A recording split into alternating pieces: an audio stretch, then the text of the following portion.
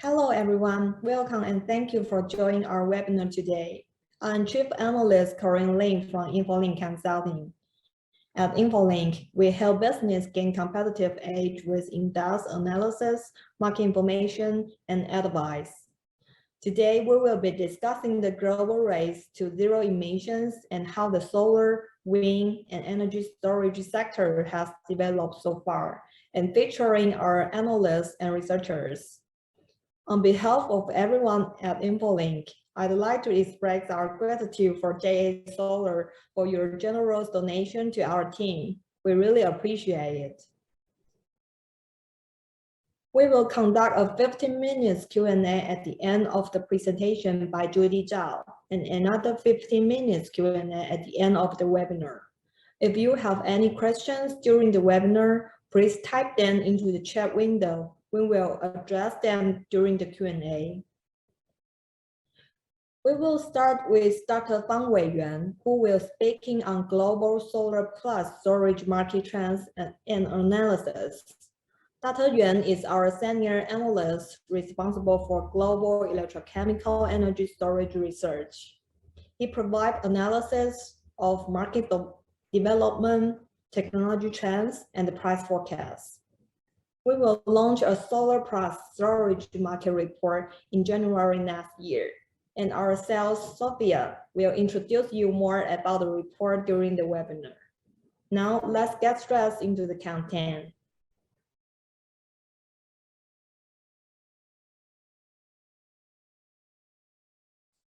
Hi everyone, I'm Dr. Yuan. Today I'm going to share with you the global solar plus storage market trends.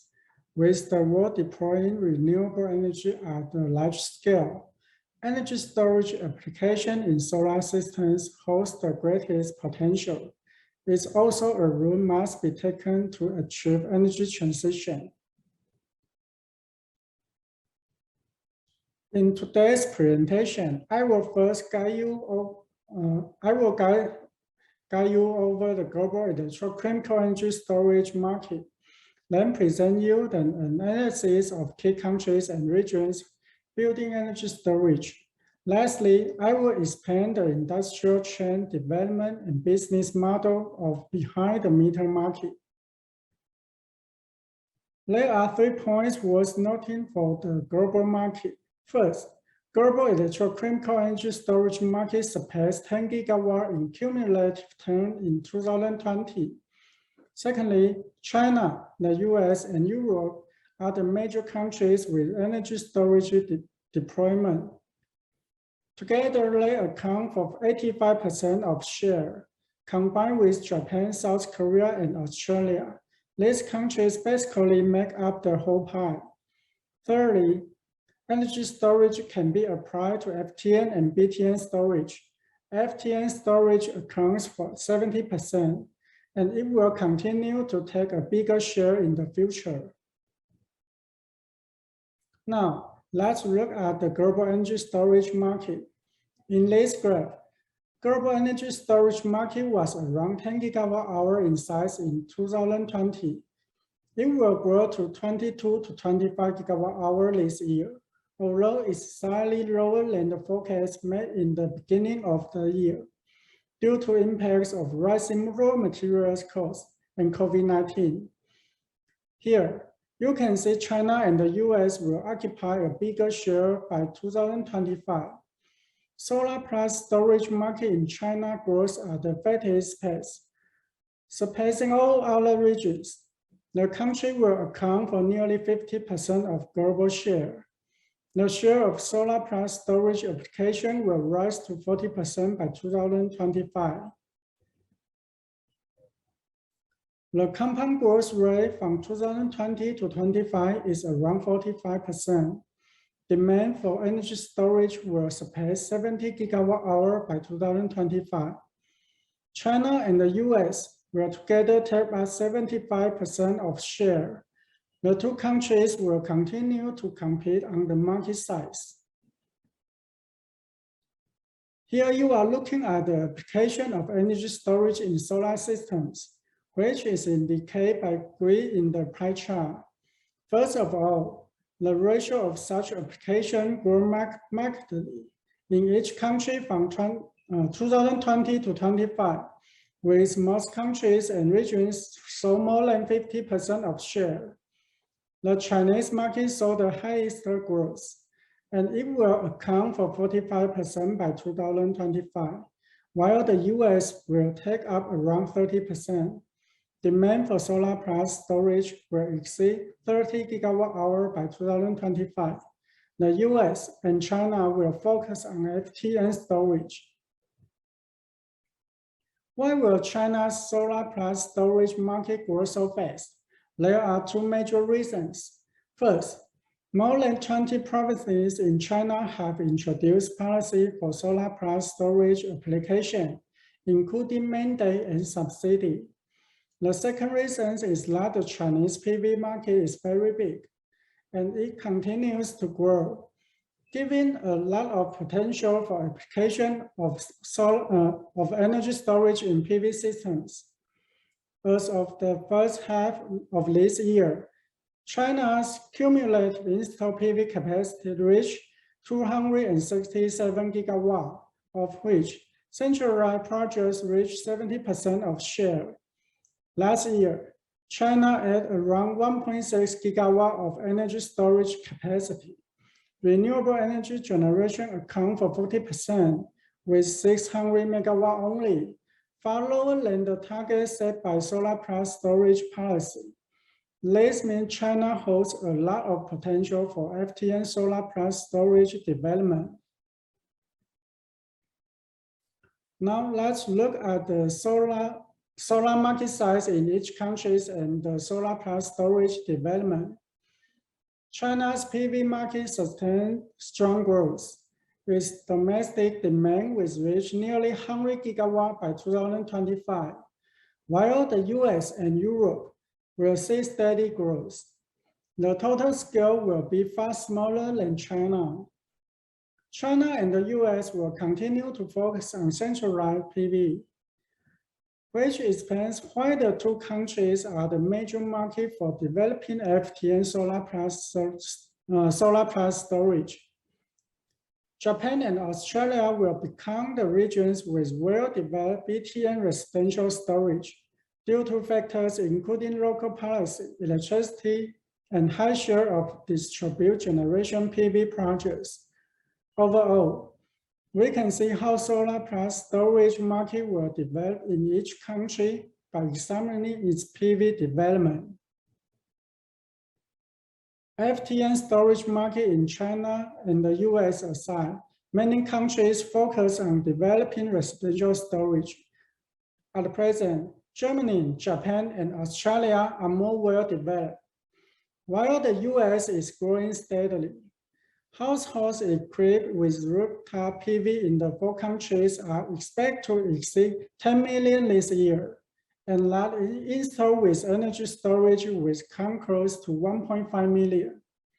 The ratio of solar plus storage installation is around 15%, and by 2025, homes equipped with solar and energy storage will surpass 16 million and 4 million. This indicates a sharp rise in the installation ratio to 25%. Among these countries, Germany and Japan are growing at the fastest pace. The installation ratio in Germany is expected to reach nearly 50% by 2025. We can see that large amount of residential PV systems spurs demand for energy storage. Finally, let's look into the solar plus storage development trends in 5 regions. The first one, China, which continue to develop FTN storage. The country hasn't seen drivers for developing residential so far. The US will focus on developing FTN storage, but its residential storage will maintain stable growth. Europe and Australia will develop FTN and BTN equally, as more and more centralized PV plants are built. Japan has more potential for residential storage because the country has lots of single-family houses and solar FIT has been terminated.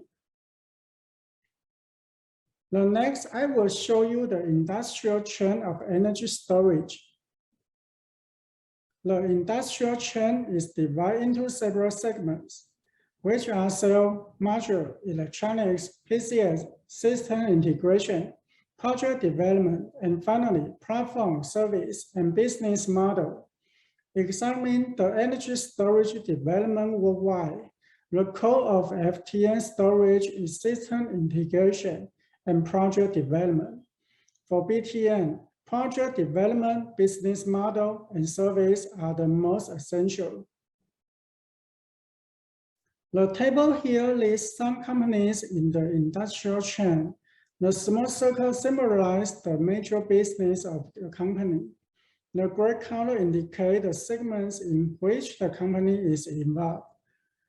From the tables, we can see both cell and PCS companies engage in system integration and project development. This indicates the importance of the two segments. In addition, most PCS companies also supply PV inverters. While many renewable energy-related companies engage in developing projects, and we project that there will be more and more such business in the future. This phenomenon also explains the importance of energy storage in the grid. Basically, cell suppliers also supply EV batteries. Representative companies including CATL, LG, Samsung, BYD, and Panasonic. It's worth noting that Samsung and LG from South Korea are currently the leading suppliers of cell for energy storage. But the competition will heat up as CATL, the international supplier of cell, has been growing rapidly and expanding its business into energy storage this year. Samsung SDI started ESS business in 2010 with technology for small-scale lithium battery. In 2015, it partnered with ABB. Combine SDI's lithium battery technology and ABB's PCS and EMS technologies. The two provide solutions for microgrid. In the same year, SDI and Sungrow co-invested on energy storage business. In 2020, SDI's energy storage battery business dominated the largest share in the world. Its global share of product sales is relatively even.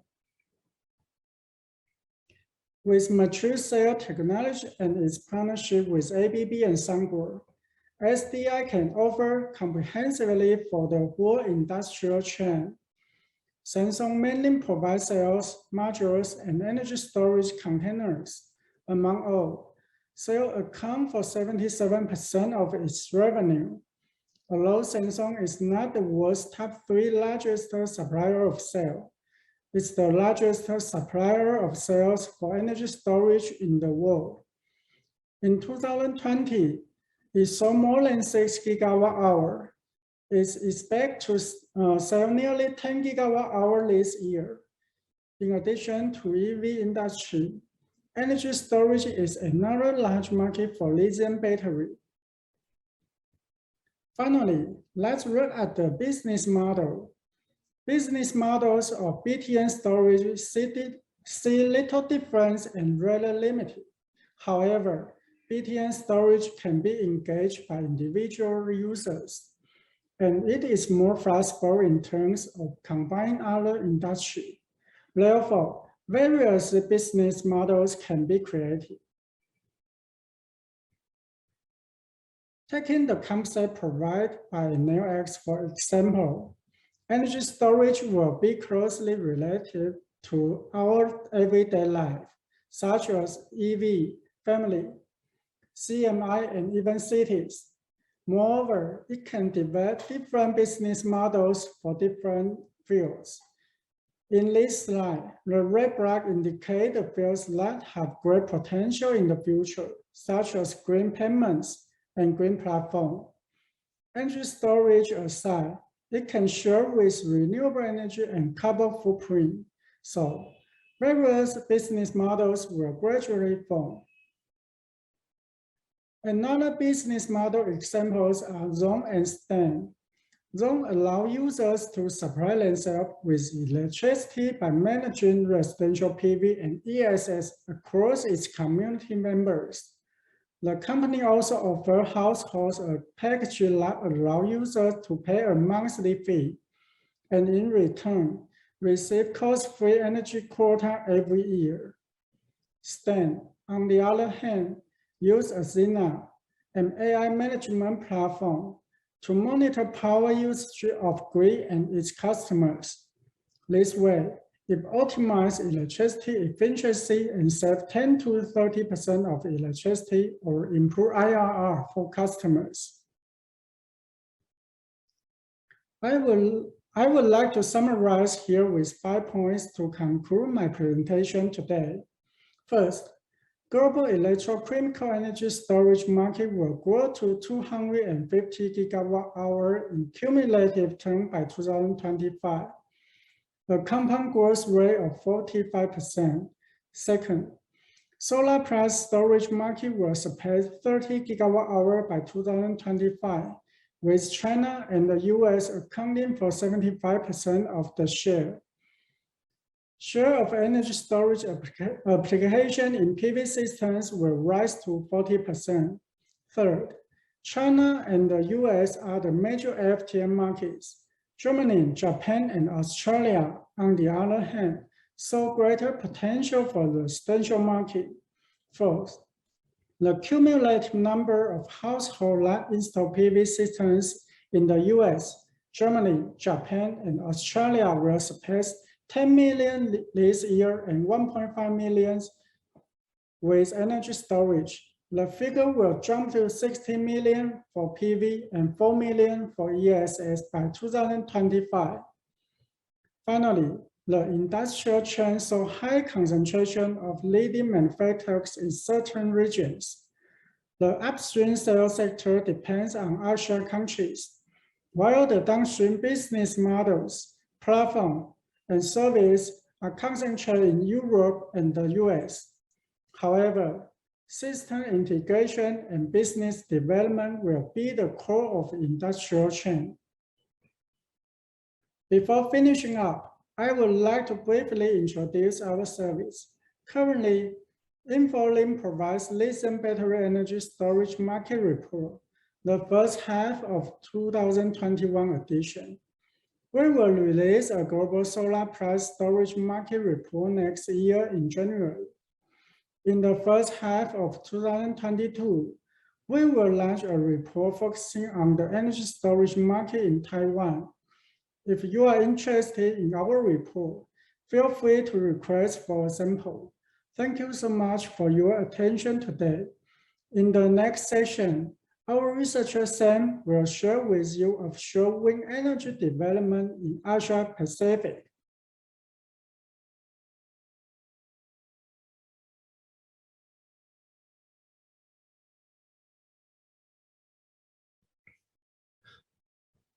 Hi everyone, I'm wind energy researcher Sam.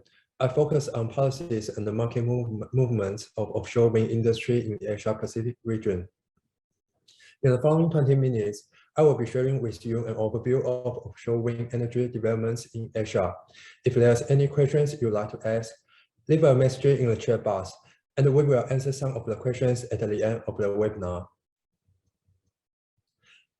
Here's an outline of what will be covered today. We will first have an overview on the Asia Pacific region, finding our major growing markets and the changes in installed capacity. After that, we will look at each list of major markets, starting with Taiwan, followed by Japan, South Korea, and Vietnam. The presentation will focus on the design of policy frameworks and the future challenges. Let's begin with the world's cumulative installed capacity and the annual capacity additions. Global installed offshore wind capacity is expected to reach 250 gigawatts by 2030, mostly driven by markets in Europe and Asia. As technology matures, the turbine gets bigger, offshore wind energy has become so cheap that it can compete with traditional energy sources. Now, we know that the EU and the US have stepped up scrutiny on carbon border tax. So it is with essential importance for industries to access sufficient clean energy. Against this backdrop, Asia is going to be one of the major growth engines of global offshore wind development.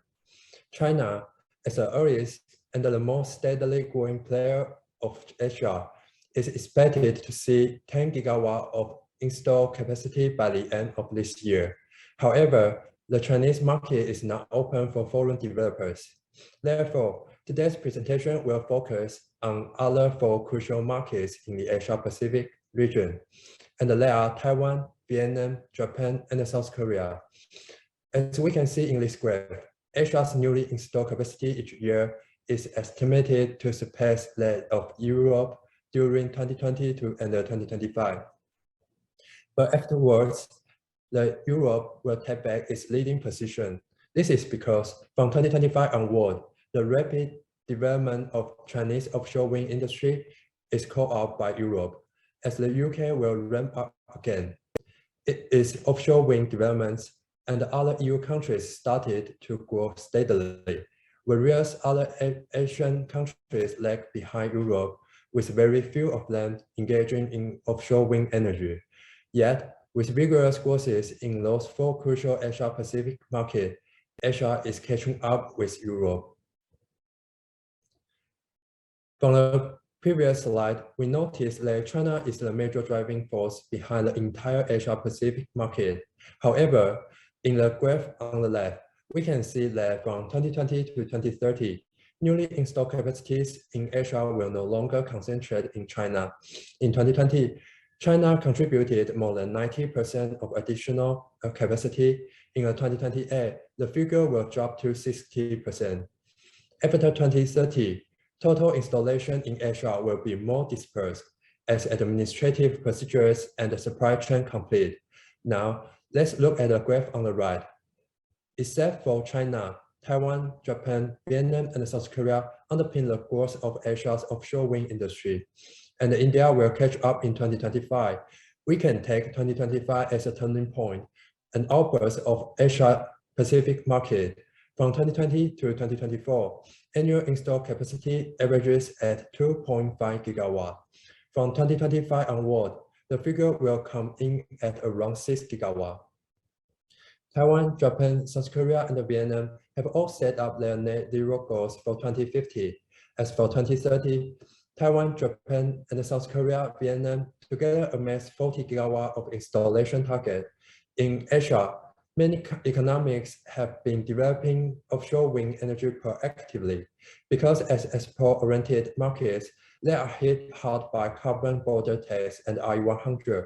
Additionally, some of them, such as Taiwan and South Korea, have more than 95% of their energy consumption being imported.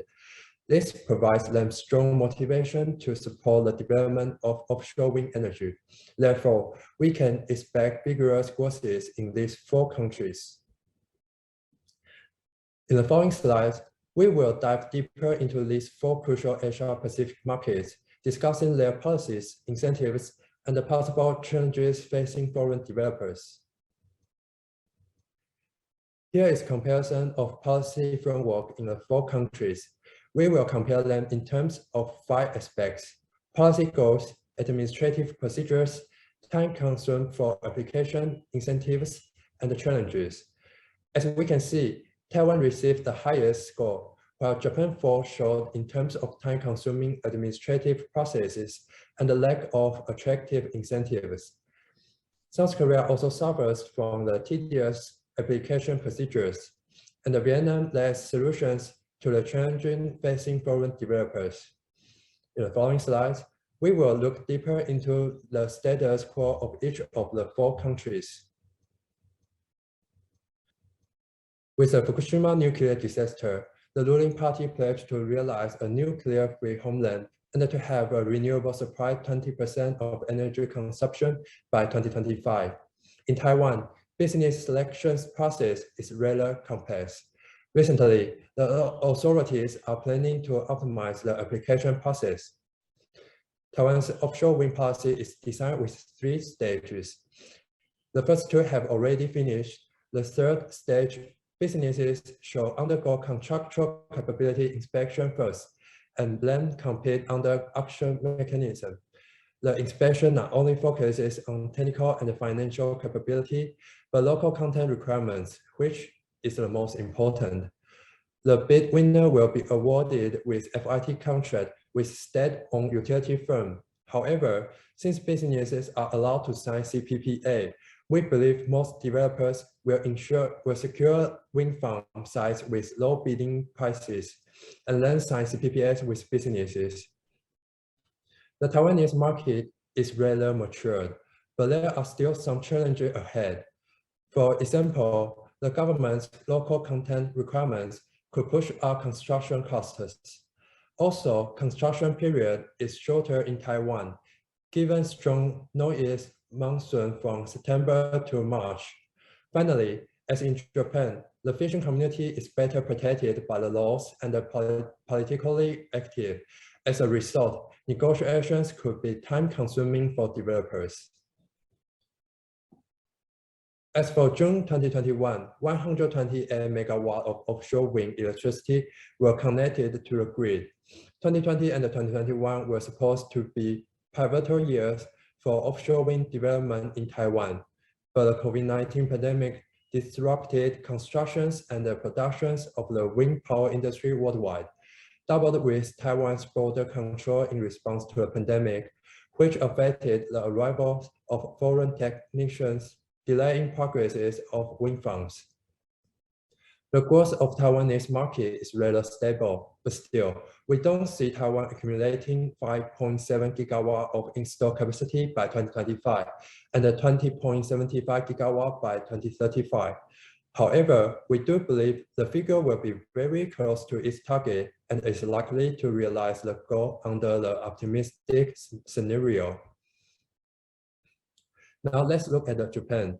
Ever since the nuclear disaster in Fukushima, Japan has been dedicated to replace nuclear with renewable energies. Cooperating with the private sector, the Japanese government proposed the vision for offshore wind power industry, hoping to accumulate 10 gigawatt of installed capacity by 2030 and 30 to 55 gigawatt by 2040. The Japanese government market is growing rather slowly because of its strict and time-consuming inspection and evaluation process. It can take 3.5 to 5 years to complete an environmental impact assessment, dragging down the development of offshore wind energy. As for the incentives, presently, fixed foundation turbines have entered the bidding stage. Only wind farms previously applied and the floating turbines enjoy FIT rates of $322 per megawatt hour. The Japanese government is considering FIP in order to raise cumulative installed capacity and fortify the link between offshore wind with energy and the electricity market. A combination of FIP and auction system may be applied for wind farm tenders issued after 2023. So far, there is no wind farm led by foreign developers in Japan. Therefore, any foreign developers interested in the market are advised to cooperate with local entities. This is related to the protests of stakeholders as well. Since the fishing community is well protected, negotiations are difficult for local developers, let alone foreign developers. With all that being said, we believe that Japan will not see marked increase in yearly installed capacity until 2024. In June 2020, Japanese government issued tenders for its very first offshore wind, the Akita Noshiro wind farm, and aimed to issue 1 gigawatt of tender every fiscal year. However, the government didn't deliver on its target. Therefore, Japan is not likely to reach its target of 10 gigawatt of cumulative installed capacity by 2030. Of course, our estimation is subject to change. After tender outcomes are revealed in November, But before that, Japan will struggle making up for the missing capacity over recent 2 years, unless the government accelerates developments. This October, South Korea passed the carbon neutral and green growth strategy, revising upwardly its goal to 30%. Therefore, we expect South Korea to see installed offshore wind capacity target increasing from 12 gigawatt to 18 to 20 gigawatt. Wind farm developments always experience tedious licensing and the permission process in South Korea. The development of a single wind farm could take as much time as 8 to 10 years. South Korea's incentive policy consists of Renewable Portfolio Standards, RPS, and the regs. The RPS mandates that power generators with a system size larger than 500 megawatt should have certain amounts of electricity generated from renewable sources. Companies failed to generate sufficient amount of renewable can buy regs as compensations. The RPS quota was set to reach 10% by 2022, but this year, the government raised the target from 25% by 2026. Offshore wind energy, benefiting from its RPS weighting, saw higher market price at 210 to 300 US dollar per megawatt hour. Challenges in South Korea include previously mentioned tedious application procedures. For that, the government introduced one-stop application, hoping to shorten the entire process from 8 to 10 years to 3 to 5 years. As for stakeholders, the government plans to share development profits with the fishing community and thus mitigate confrontations. The last one is the weak grid network in rural areas. As we can see, installed capacity will experience an outburst in 2025, as many wind farms claim to enter commercial operation at lack of time. After 2025, at least 1.5 gigawatt in average will be connected to the grid every year. We estimated that South Korea will be able to meet its original target set for 2030. But as mentioned earlier, South Korea government has raised its target to 18 to 20 gigawatt. Given current amount of wind farms and the time application process can take, the revised target will only be achieved in the most optimistic scenario. Once South Korea realizes one-stop application, the entire process will be shortened to 3 to 5 years. By then, we will raise the estimated installed capacity. The Vietnamese government recently issued the 8th Power Development Draft Plan, hoping to raise its installed offshore wind capacity from the current 0.6 gigawatt to 19 gigawatt by 2030. Therefore, it is now accelerating offshore wind developments. From 2018 onward, it has released 59 gigawatts of potential wind farm sites. In Vietnam, environmental impact assessment is rather relaxed. However, some concerns include the fact that regulations are not clear and the penalty mechanism after signing PPS is not yet determined. Vietnam also uses FIT, but its FIT rate is far lower than Taiwan and Japan. The rapidly dropping FIT rate is likely to hinder its not yet mature offshore wind industry. Therefore, the Vietnamese government is considering extending FIT system to 2023 and then switch the auction mechanism. The biggest challenge in Vietnam remains to be the fact that contracts mentioned above doesn't protect rights of developers, and it doesn't ensure the lowest power purchase volume either. For these concerns, Vietnamese government offers no solution by far. In addition to that, electricity grid in Vietnam cannot take such huge amount of offshore wind electricity. Whether Vietnam can achieve its renewable target hinges on how fast grid construction can be done. Because of COVID, construction of many wind farms in Vietnam delayed last year. Therefore, some wind farms are postponed to be connected to the grid in 2022. It is worth noting that an installation rush will occur in 2023. This can be largely attributed to the fact that Vietnam's government may put an end to FIT in 2023. Therefore, great amount of wind farms are expected to be connected to the grid in this particular year.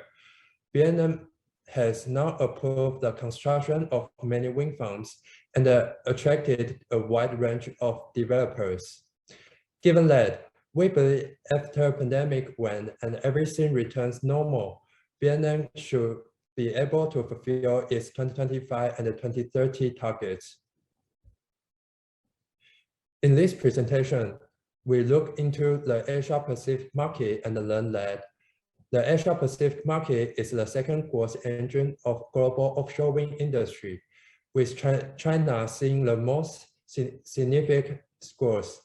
But developments will become dispersed in the coming decade as other countries such as Taiwan, Japan, South Korea, and Vietnam will expand their offshore wind sectors as well. Also, in 2025, an installation rush will occur in Asia Pacific market. The Asia Pacific market has a lot of potential, with governments pledged to face and solve the challenges lying ahead of them. For further developments, it is urgent for Taiwan, South Korea, Japan to strike a balance between administration efficiency and the protection of stakeholders' rights. Vietnam, on the other hand, needs to provide a transparent policy framework and more comprehensive regulations in order to mitigate risk and reduce financing costs for developers. This is the end of my presentation today. Thank you for listening. In the next session, our researcher Judy will share with you an overview of carbon footprint and policy in South Korea and France.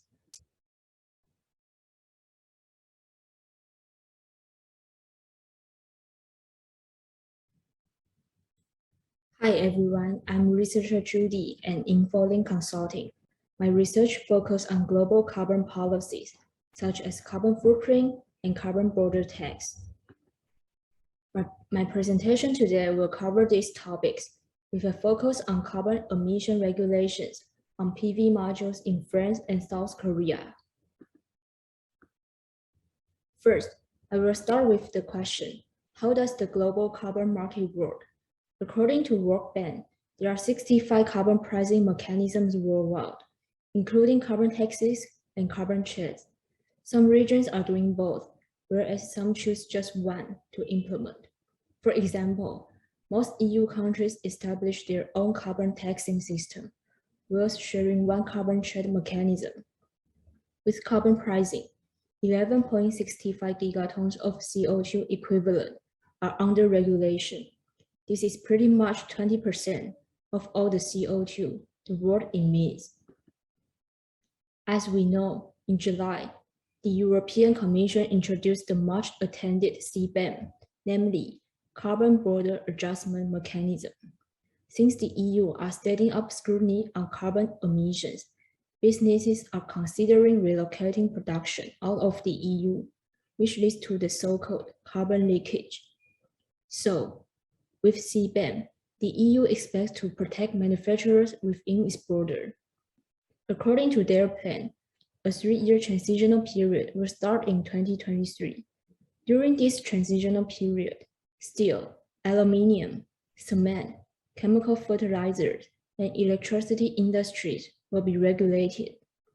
They must declare carbon emissions on a quarterly basis, but not yet required to pay. Formal taxation will be initiated in 2026. By then, importers will be obliged to buy sibem certificates as a fee for the carbon emitted during the production of the imported goods.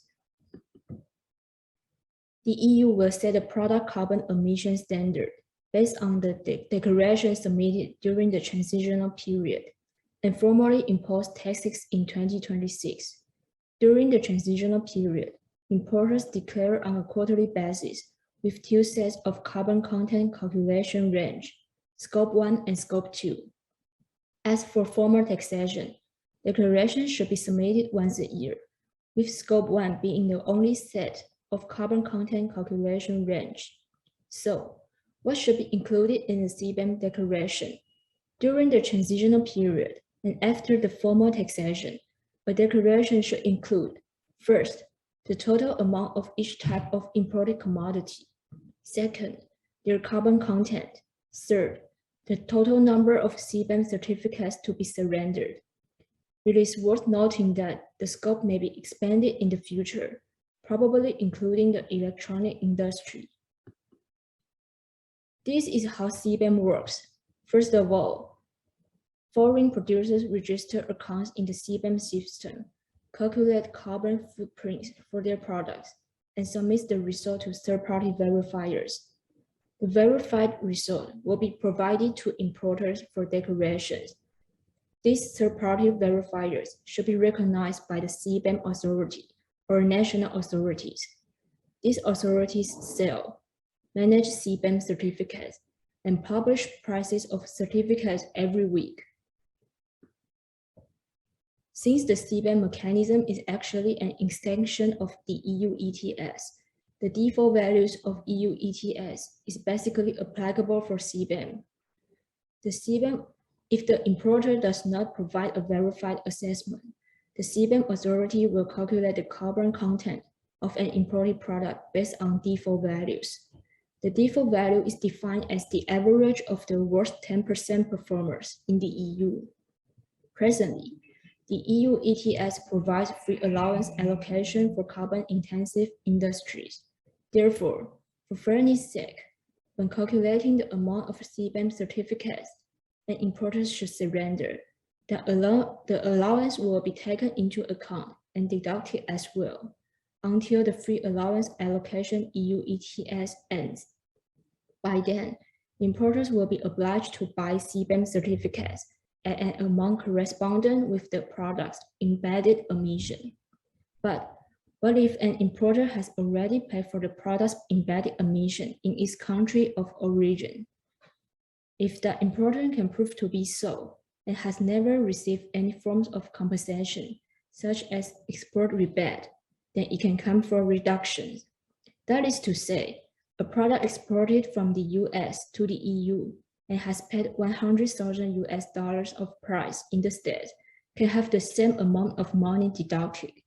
And if carbon pricing standard of the country of origin is stricter than that of the EU, the product will not be subject to carbon tax upon entering the border.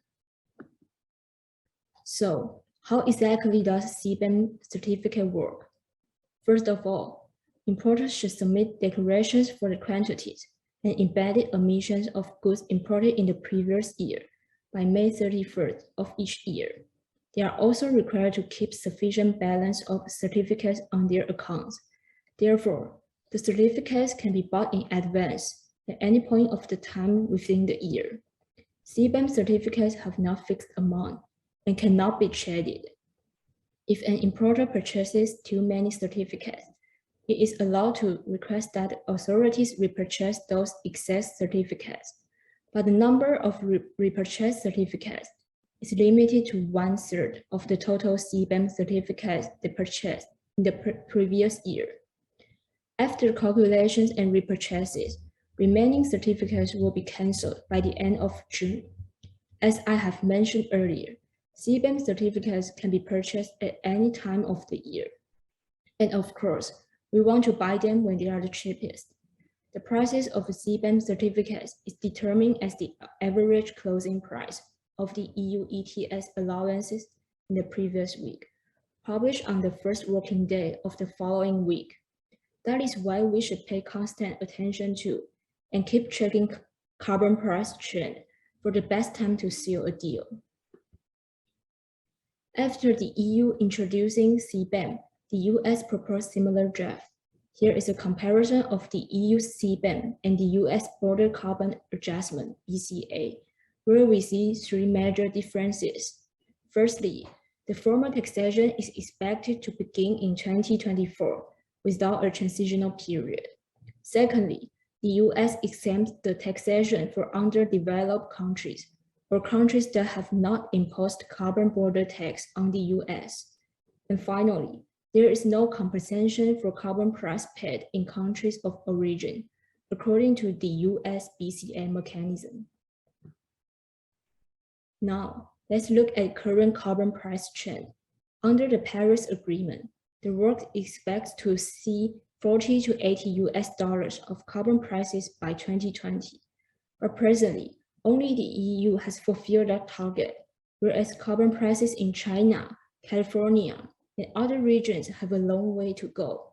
For now, more than half of carbon prices around the world sit lower than 10 US dollars. Such low carbon prices are not binding. Therefore, countries are working toward to gradually raising carbon prices. Even though carbon border tax is imposed only on carbon-intensive industries for now, many other industries have already established their own regulations. For instance, both France and South Korea have set up carbon emission regulations for the PV module manufacturing sector. So here we have some details of carbon border regulations on PV modules of France and South Korea. As you can see, South Korea is categorizing modules into 3 grades, and grade 1 modules are qualified for governmental subsidy and awarded with the highest score in tender evaluations, during which the assessment of carbon footprint accounts for 10% of the total score. And France, on the other hand, set an emission cap, so modules that generate more than 750 kilograms per kilowatt of CO2 during production will be excluded from any tender activity. This requirement was 21% of the total tender evaluation score.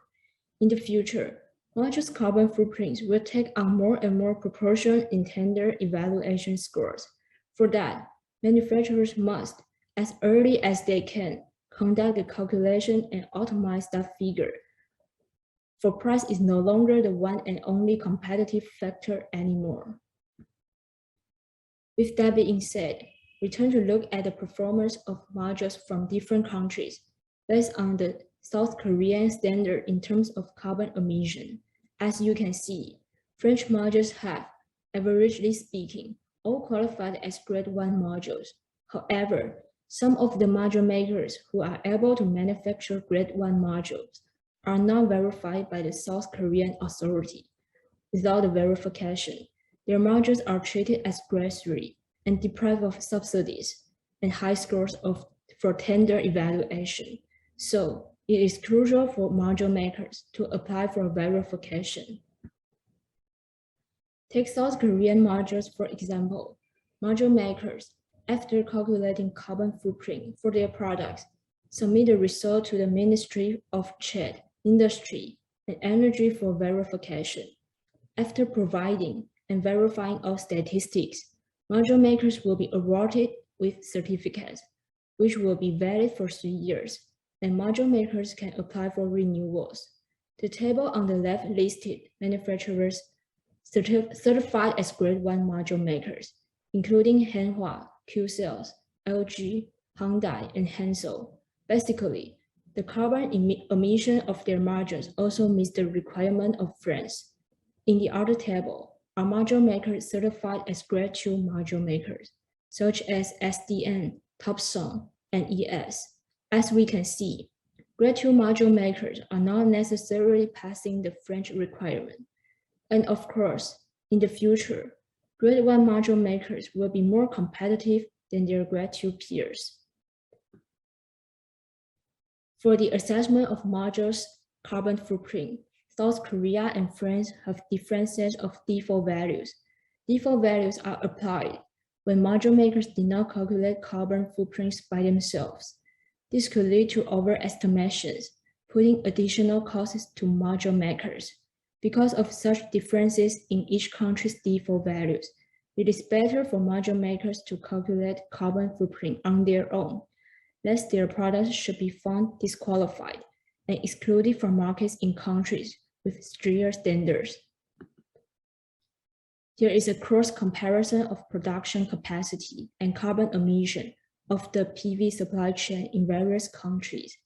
As you can see, in polysilicon, wafer, and cell sectors, Norway, France, and Canada only generated small amount of carbon emissions.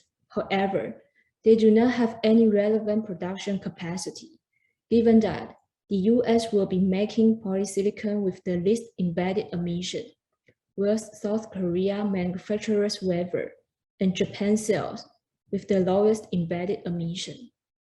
In the module sector, both France and Canada have some, but not much of production capacities. However, in the future, with low carbon emissions, they will be exceptionally competitive. Whereas China, holding enormous production capacity, still has a long way to go in terms of reducing their modules' embedded emissions. A quick sum up. Both France and South Korea have imposed carbon emission regulations on PV modules. Other countries and industries are expected to introduce similar requirements. Therefore, not only the PV supply chain, but all the other industries should prepare themselves in advance. There are several benefits of calculating carbon footprint. First of all, manufacturers will be better prepared when new carbon emission regulations come into effect. It is also helpful for acquiring ISO, which brings advantage for international trade. Additionally, based on the calculated results, manufacturers can expand their use of raw material and further optimize production processes. On the contrary, if business does not calculate products' carbon footprints, they could fail to meet carbon emission requirements and thus be faced with restrictions on market participation and loss of supply chain cooperation opportunities. Since oftentimes, manufacturers are not directly regulated by those regulations. Instead, they are required by supply chain partners to check on carbon emissions. So what manufacturers can do is to establish carbon content assessment SOP, starting from a simple calculation template like this, to accrue more and more statistics and gradually optimize the entire supply line. I will conclude today's presentation with 4 major points. First, after the introduction of sibem, more and more countries will propose similar proposals, such as the US pledging to impose carbon border tax from 2024 onward. In the foreseeable future, carbon border tax will become a vital issue in terms of bilateral or multilateral trade. Second, as most countries around the world are exportation-oriented and highly dependent on international trade, the charge of carbon price will put businesses into greater risk. So, business should come out with solutions to minimize carbon costs. Third, double with intensifying climate change, the world will see increasing carbon emission regulations and requirements of supply chains, with more and more countries or industries being involved. Therefore, businesses should set up coping measures in advance. Otherwise, once new regulations come into effect, it may take them longer times to meet the requirements. Finally, to be more competitive, business must pay constant attention to carbon permits, certificates, international regulations, and must begin to assess carbon footprints of their products. Thank you for listening. Please feel free to reach out to us via email or any further inquiry.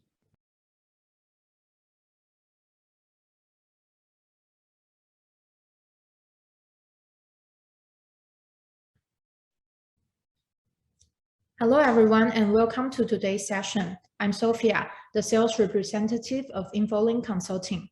As many of you may know that InfoLink Consulting launches new product every year in accordance with market trends and customer needs. I'd like to introduce our 2 new products to you, which will be our InfoLink Data Factory and Solar Plus Storage Global Market Analysis Report. Before presenting our new products, I will first give you a brief introduction of our company, in case some of you are not familiar with us. InfoLink Consulting is a research and advisory company established in 2017. Despite the fact that we are a young company, we have grown into one of the top research firms focusing on the renewable industry. Our weekly update solar spot prices has now become an important index for many companies. Currently, we serve more than 70 clients across 16 countries. We also visit our customers more than 500 times per year. These slides show our major clients. You can see there includes many Tier 1 solar manufacturers, EPC, financing institutions, research firms, event planning companies, and management consulting firms from all over the world. Next, I would like to share with you the new product we've launched this year, the InfoLink Data Factory. You can easily log in online to access, view, and extract the data. This is how the screen looks like when you log in the system. It presents you the most comprehensive and detailed visualization data and figures. Via this interface, you would not need to flip through different files or Excel tabs as in the past, but rather you can simply view all the information in one screen. For example, the supply and demand data will be displayed in one screen. We also provide a selection filter, which allows you to check, for example, the capacity, production, certain company and country, or specific technology levels and sizes. Moreover, you can also simply just type in the target you want in the search bar to get the information you need. We will update the data and information in a real-time basis to ensure our clients can get the latest information whenever they log into the system. The latest update time will be displayed on the top of the screen. You can also see the distribution of the capacity clearly of each country and area on the bubble chart. You can also choose the type of chart to be displayed as you like. And by clicking on the bar, the actual figure will be shown. You can also download the data you need by clicking the download sign to save the selected information you need. Next, you will also get the analysis note on a quarterly basis. You will be able to view the industry status and obtain the fullest information. And let's take a look at the polysilicon supply.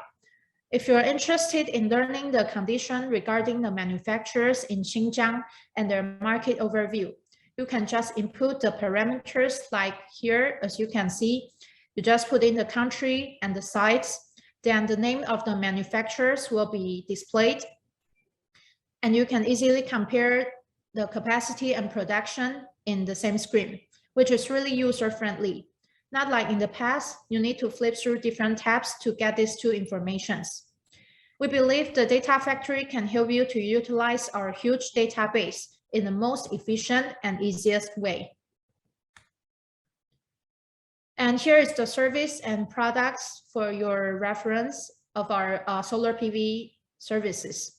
We also provide like price forecast reports, your utilization rates, monthly note, or new technology market report, etc. Next, for the ESS section, we will be rolling out the new product. As we all know that the demand for integration of solar energy and energy storage has gradually emerged. In light of this, InfoLink released Solar Plus Storage Global Market Analysis Reports, which includes the global and measure from the meter, behind the meter, commercial and industrial, and behind the meter residential solar plus storage markets, the solar plus storage LCOE assessments and forecasts, the analysis of major players in the global energy storage industrial trend, the product analysis, and the updates on major markets based on certain countries and regions. And we can take a quick overview of these reports. It will include the forecast for the market in US, Germany, Japan, and Australia. So in this report, you can get, for instance, the market size, the share, the residential solar plus storage market size, and the installation ratio of the residential solar plus storage of these 4 countries. You can also get the development trends in countries or regions from installed PV capacity perspective. and also the LCOE estimation for 2021 and 2025. And we believe this report includes the most comprehensive and real-time information of solar plus storage markets. This will be the 2 new products InfoLink launched this year. If you're interested in any of them or have any further questions, please contact us at any time. In the next session, our senior PV analyst, Dora, will be sharing with you the impact of upstream supply chain of the entire PV industry.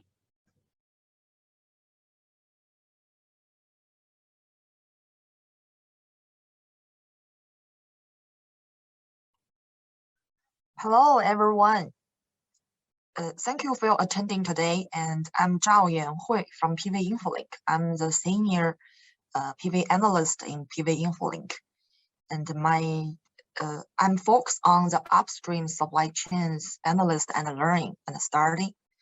And today, nice to be here and share my opinions with all of you. My topic today is the impact of upstream supply chain on the entire PV industry.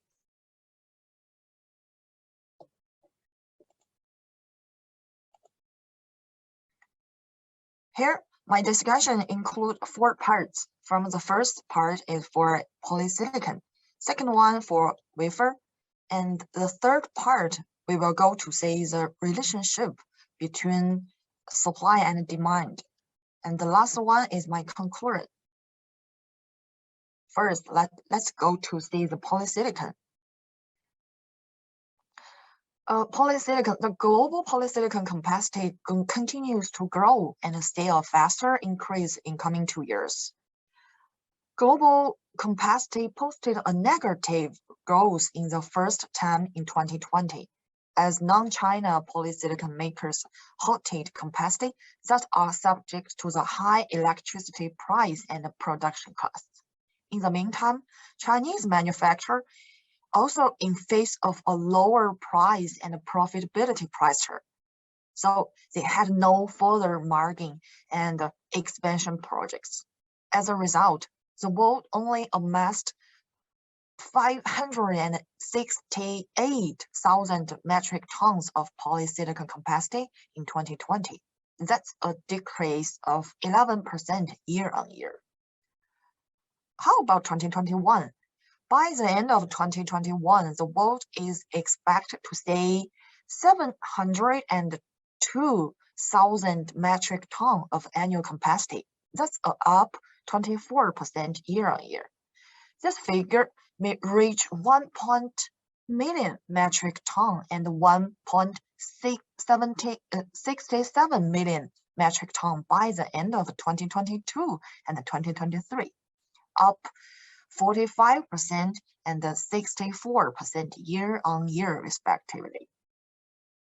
Overall, global polysilicon capacity will see accelerated increase in the incoming 2 years.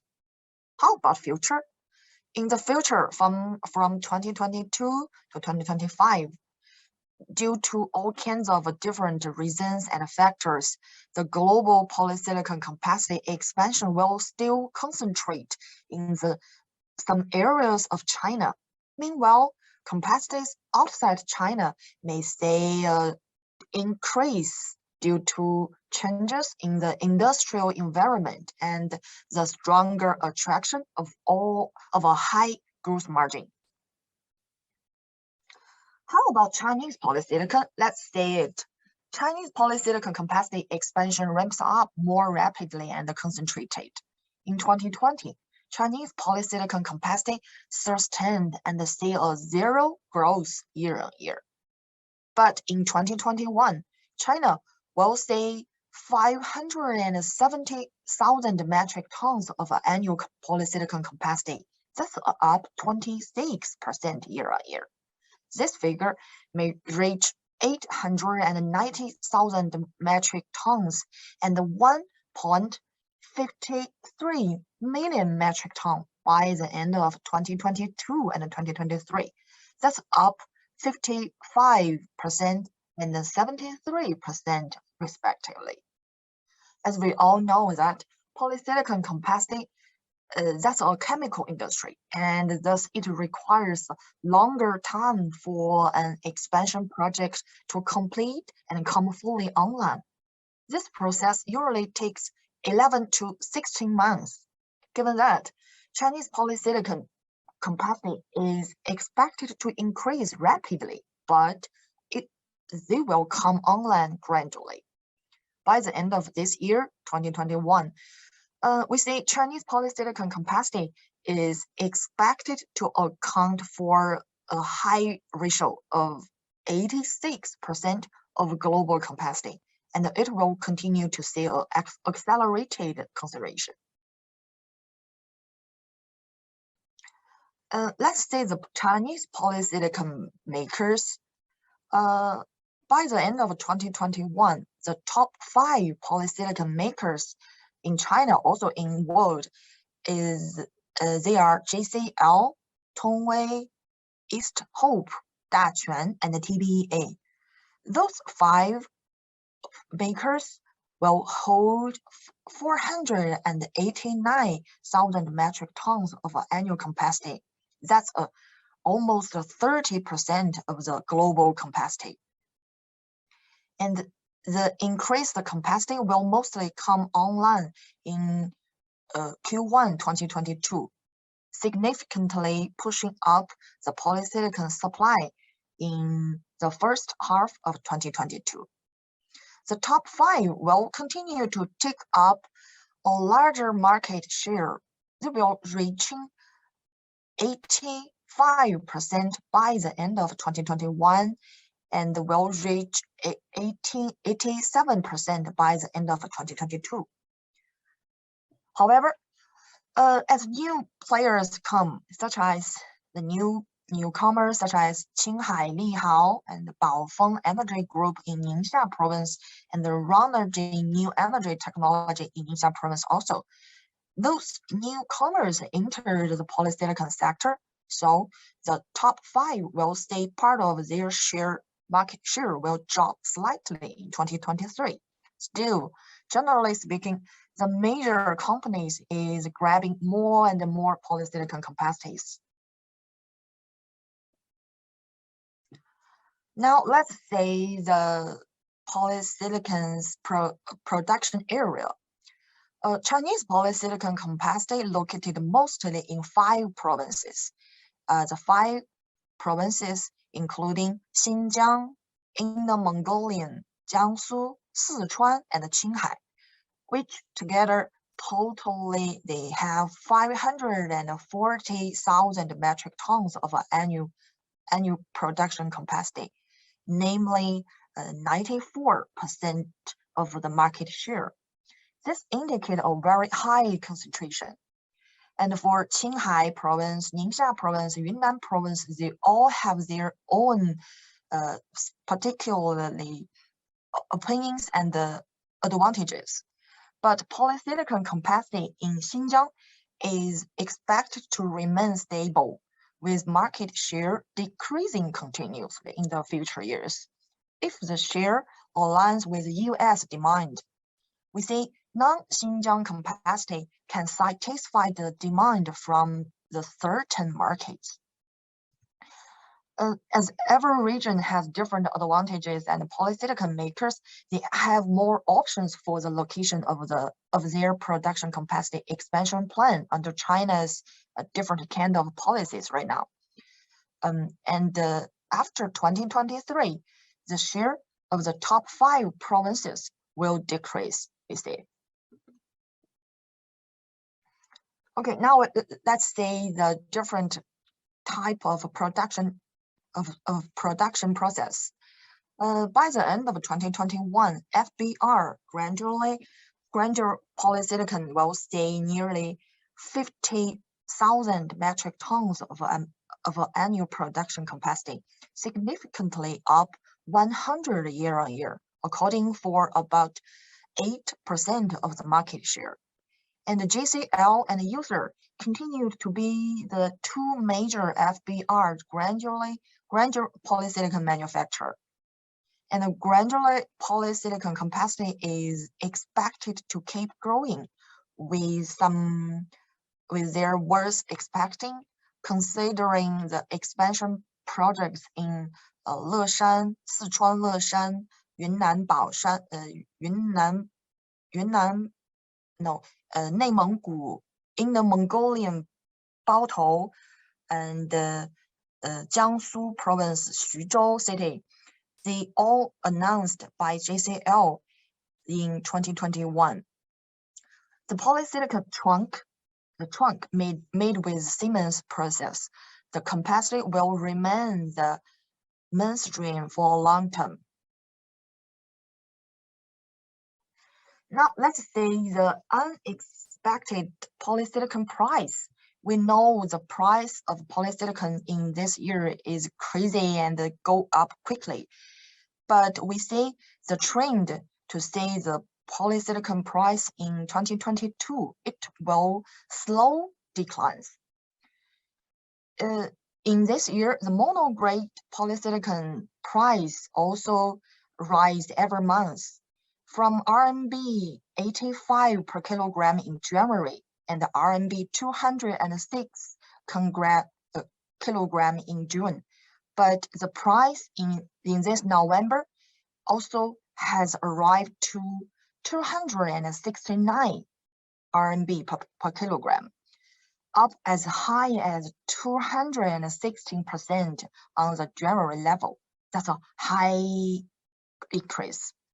Presently, the price have risen to a decade high since from 2011. That's a decade high level. In 2022, next year, as there are new production capacity will be gradually released. So the new capacity allowing polysilicon supply to see a marked increase. But there is still a small gap between the demand from wafer production needs, as end user demand is subject to the module price increase. So the polysilicon sector pressure profitability of their sectors. The prices will stay on a slow downward trend in the short term and are not likely to see a significant decline in the first half of 2022 at least. Now we see the part 2 for the wafer. We see the wafer's capacity grow. Wafer capacity surged worldwide with a record high concentration in China. During 2018 and 2019, global wafer capacity nearly no addition, both monosilicon wafer and multi-silicon wafer, but they will grow markedly in 2020 and also reaching 212 gigawatt of annual capacity by the end of 2020. That's 47% year-on-year. By the end of 2021, wafer capacity is expected to rise 66 year-on-year. The capacity will reach about 351 gigawatt of annual capacity. And also in 2022, there will be some older production capacity, but we see some older production capacity will be phased out or eliminated. Moreover, some multi-wafer production and capacity will be left no use or retired in the next years. The rising growth will continue during 2023 and 2025, but at a slower pace compared to the high speed. Let's see the monosilicon wafers capacity, new and old comparison. As mentioned last slide, the global wafer capacity is expected to reach 351 gigawatt, including monosilicon and multi-silicon wafer. If we take wafer capacity installed after 2019 as the relative new capacity, which the capacity are compatible with a larger thermal field and larger wafers, then there will be 143 gigawatt, namely are 41% of a relative old capacity by the end of 2021. That's a huge number. Among the relatively old capacity, there are 16.5 gigawatt of multi-silicon wafer capacity and another 126.5 gigawatt, they are monosilicon wafer. And we see the relatively old monosilicon wafer capacity. Those part capacity might not or hard to be upgraded for the large thermal field and wafer sizes. And those capacity might be eliminated at a faster path relatively in the next year. And we see the wafer capacity concentration. Actually, wafer capacity concentration may drop as more newcomers emerge in China. Chinese monosilicon wafer capacity will reach 330 gigawatt by the end of 2021. Based on the scale of production capacity, the top 5 largest Chinese monosilicon wafer, they are Longyi, Zhonghuan, Jingao, Jinko, Jinke, and Wuxi Shangji. And as mono wafer sector are sustained a high profitability than other sectors, new players emerged. Therefore, the competition in the monosilicon wafer sector intensified.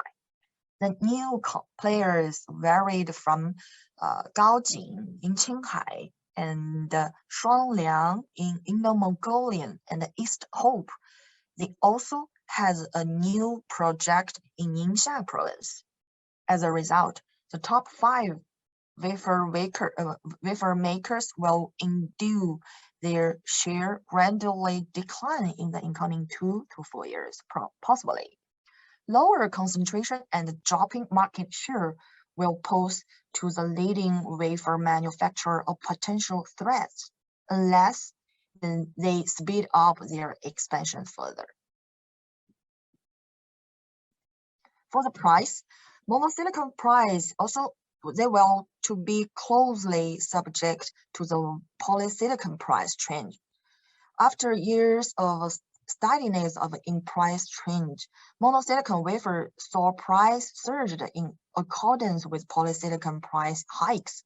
For example, the price for M6 wafer have increased from RMB 3.22 per yuan per piece in January to RMB 5.75 per yuan in this November.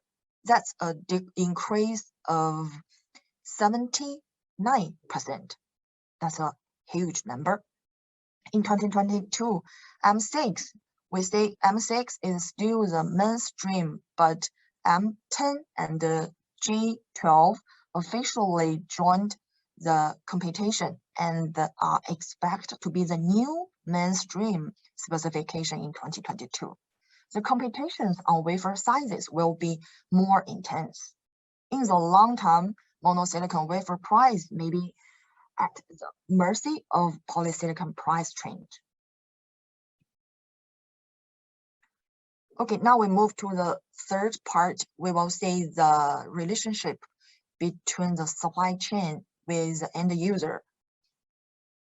You will see the picture, and it is obviously that in 2021, polysilicon capacity increased slower than ingot capacity in the monosilicon wafer sector. This led to an imbalanced supply and demand relationship, and thus polysilicon capacity fails to satisfy the demand from the all monosilicon wafer productions. Considering the future and the user demand, there is estimated 164 gigawatt of annual installation demand, including the multi-silicon and multi-products. So the upstream supply chain is able to fulfill that the end demand. However, looking back at the supply and the demand relationship from this January to this November, we will see the new polysilicon capacity coming online mostly at the end of 2021, and that actually polysilicon supply falls short of the demand of monosilicon wafer, monosilicon ingot capacity. As a result, the monosilicon wafer and the monosilicon manufacturers are unable to run at a full capacity, and they have to keep a lower utilization rate, and thus they will see the gross margin decline. In 2022, polysilicon and the wafer capacity will continue expanding, but differences in the scale and the path of their quarterly increase may narrow. However, monosilicon ingot capacity still sees larger, faster capacity expansion than the polysilicon supply. So polysilicon supply still grows at a path slower than the demand of monosilicon wafers ingots full capacity. As compared to end user demand, polysilicon and wafer production will both appear surplus next year. Some relatively older production capacity in the ingot sector may be phased out gradually in next years. Now we move to the fourth part of my conclusion today. For the polysilicon, overall capacity growth returned to an upward trend in 2021. Capacity expansion will be accelerated in the coming 2 years. Well, industrial and regional concentration intensify, and gradually polysilicon capacity may continue rising and is worth to be expecting, but we will wait. The wafer production capacity grows rapidly in the past 2 years, while relatively older capacity see a higher risk of elimination. The gap between the demand of wafer capacity and the actual polysilicon supply may not be solved in the near sight. Wafer makers should be well prepared for future market competition, and the fact that more production capacity may be forced to retire or market decline. For the price, polysilicon profitability rebounded in 2021 and reached a decade high level after 2 years of downward trend. The unexpected polysilicon price hike pushed up profitability, which is expected to sustain in 2022. Monosilicon wafers have secured a significant market share. However, polysilicon supply shortage and low utilization rates sent polysilicon prices surging in 2021. Pressure the profitability of monosilicon wafer manufacturers. It is not expected to see a significant improvement of the wafer sector in 2022. For the relationship between supply and demand, polysilicon and the wafer sectors saw sensitive supply and demand relationship in 2021. Price negotiation intensified in this year, while the gap between the two sectors' profitability enlarged.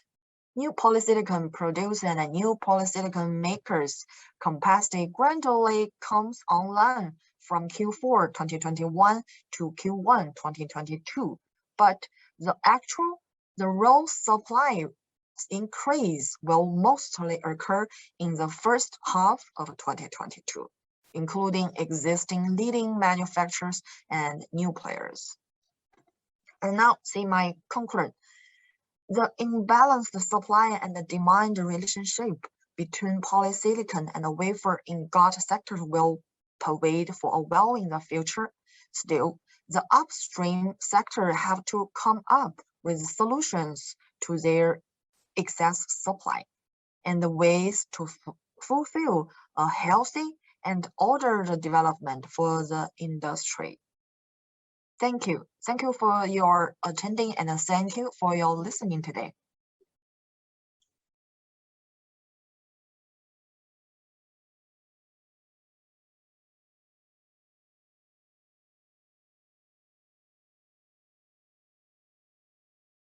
Hello everyone, I'm Senior Analyst Derek from InfoLink. I'm responsible for tracking and analyzing the technology routers across the PV supply chain. Today, I'm going to share with you solar cell and module technology trends and outlook. My reports include 4 parts. After the preface, I will share you the website trends, cell technology trends, and module technology trends. Before starting my presentation, let's review the current cell and module technology. As we know, regardless of module power or module efficiency, both have seen big improvements.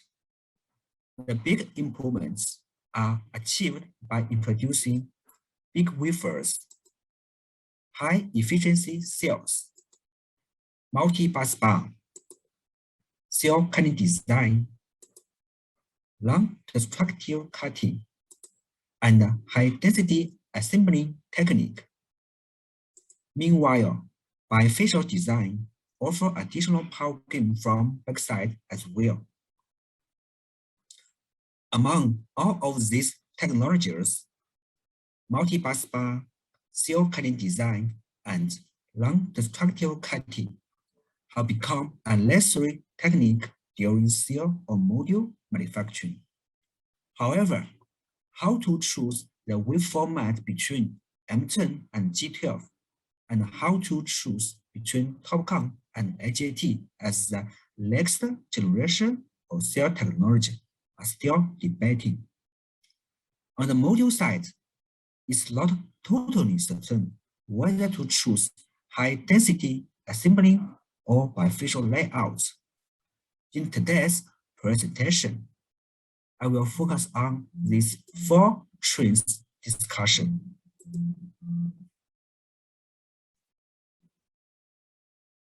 Part 2, website trends. I will begin with the development of websites.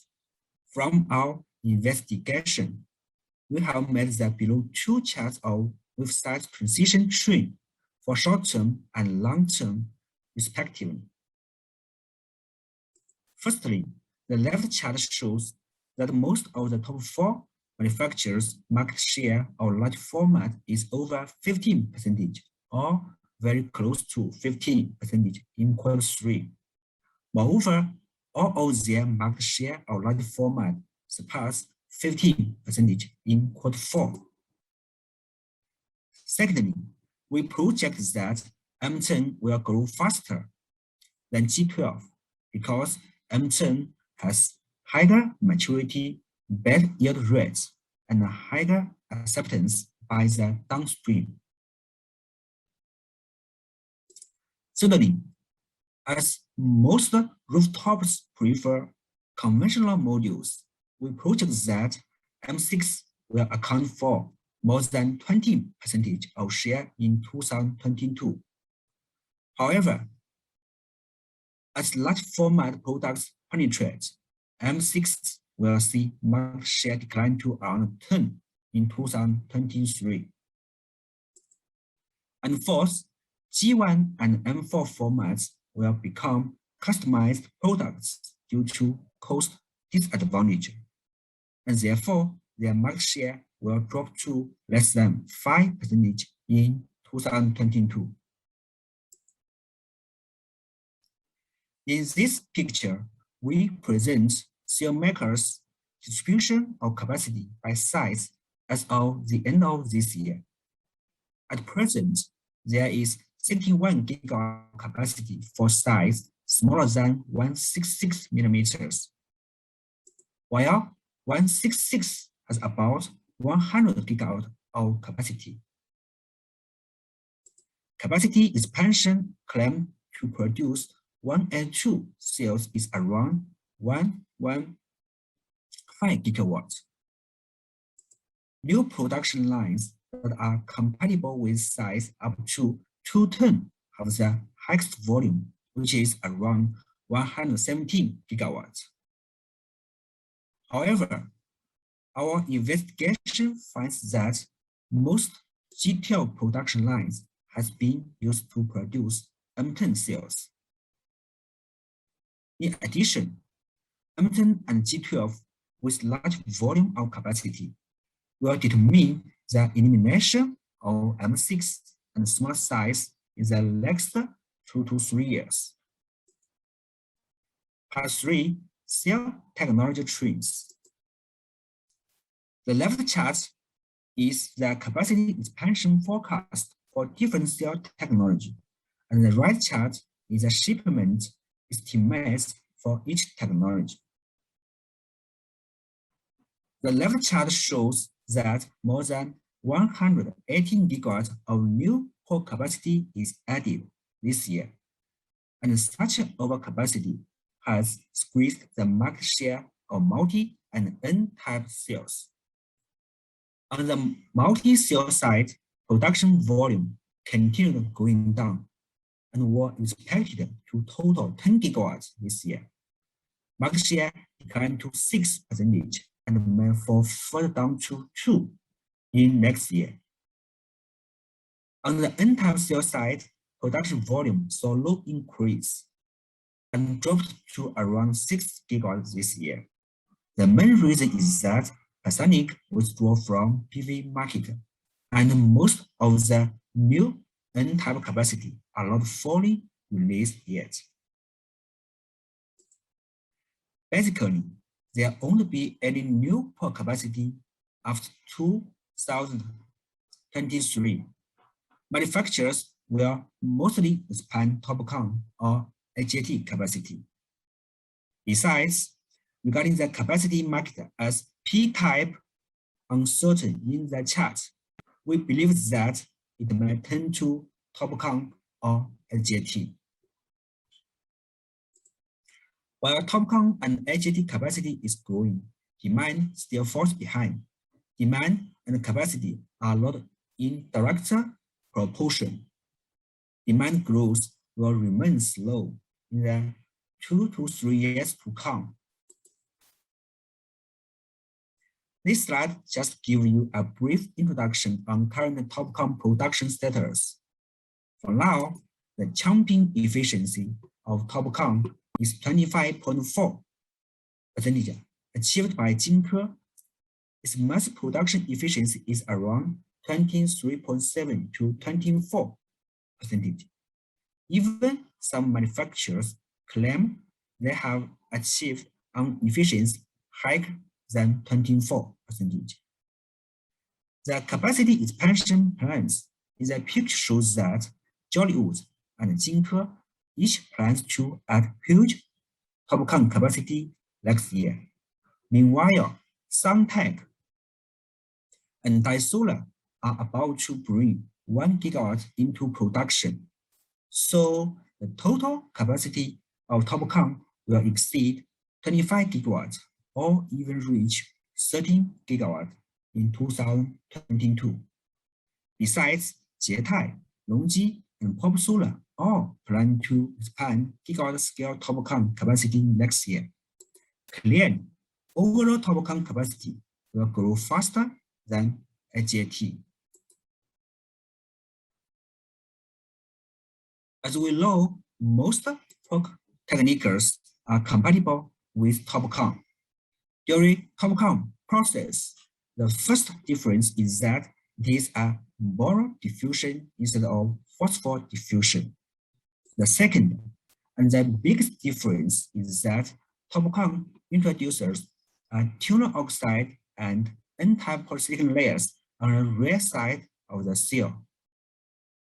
Currently, there are many ways to deposit the tungsten oxide and N-type polysilicon layers.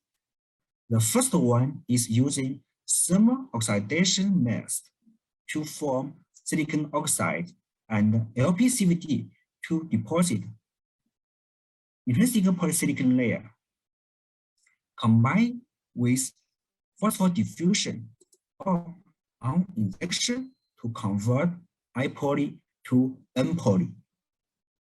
As LPCVD always come with wrap-around issue, then texture to remove the wrap-around is a must procedure. This way has good passivation effect, but with wrap-around issue. The second way is almost the same with the first one, but using LPCVD to deposit N-poly directly. This way will be easier, but lower yield. The third way is using PELD to form silicon oxide and PECVD to deposit N-poly.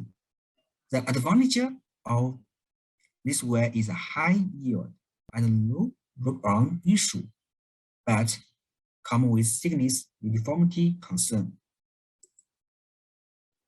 The fourth way is both using PECVD to deposit silicon oxide and N-poly. It don't need to switch the process chamber during the whole process. Then the yield is high, but still with thickness uniformity concern. The fifth way is using PECVD to form silicon oxide and PVD to deposit N-poly.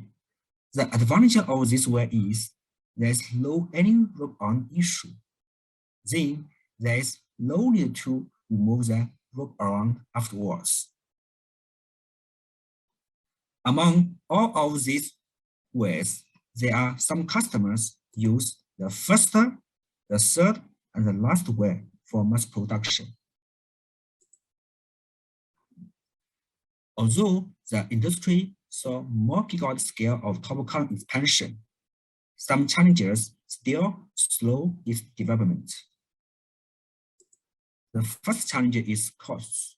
Compared with POC, TOPCon's initial investment is higher by $7 to $14 million per gigawatt. Moreover, its manufacturing cost is higher due to longer process. The cost comparison between POC and TOPCon in the below table shows that TOPCon costs is higher than POC by 2 cents per watt.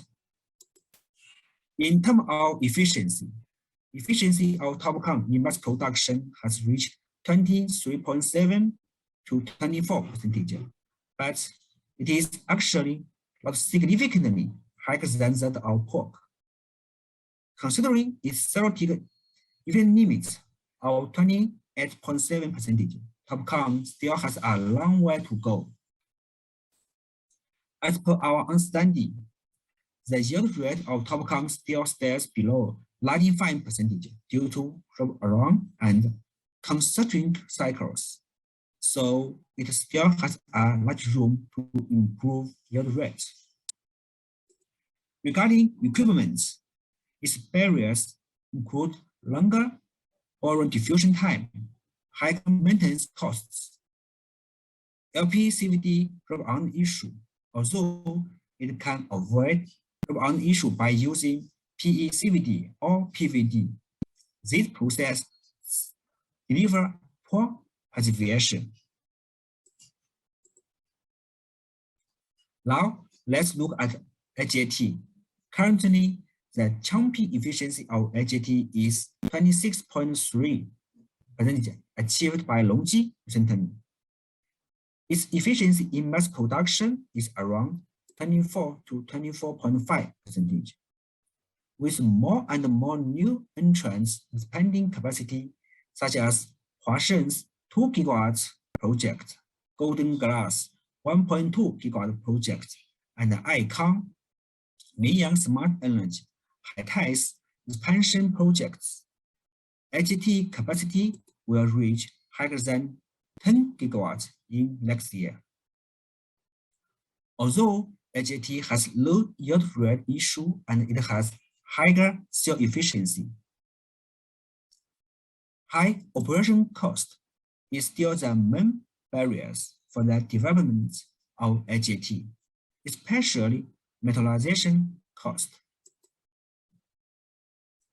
Different from pork and TOPCon, HJT only has 4 processing steps.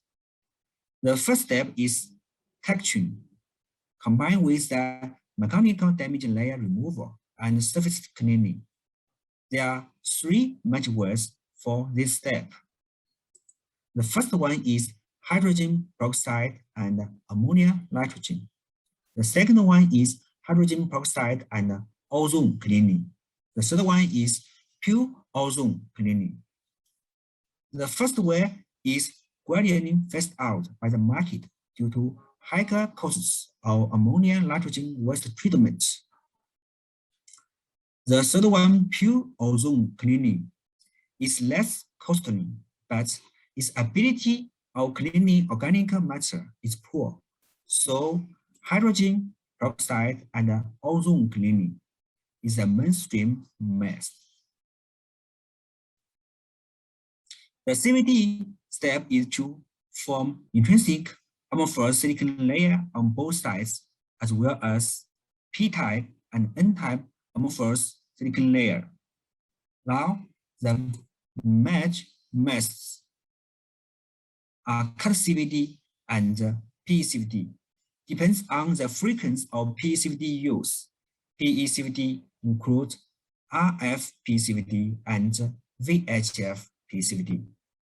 Among the 3 methods, RF PECVD is widely used because it has higher maturity and layer uniformity. However, microcrystalline has been considered as an effective way to improve the efficiency of HJT. VHF PECVD would be widely used in future as well. The third step is Tco deposition. IPD and PVD are mainly used for IW and ITO deposition.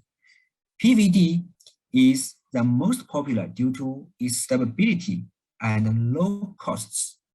IPD is also used by some manufacturers for its better photoelectrical performance. The last step is metallization to form the metal electrode. The typical method is still screen print with low temperature paste, but the cost is quite high. It is around 3.1 cents to 4.1 cents per watt.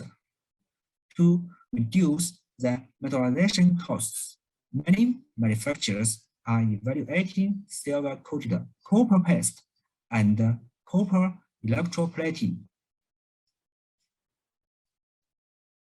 In terms of silver-coated copper paste, 30% of copper is said to drive down metallization costs to 2 cents to 2.5 cents per watt.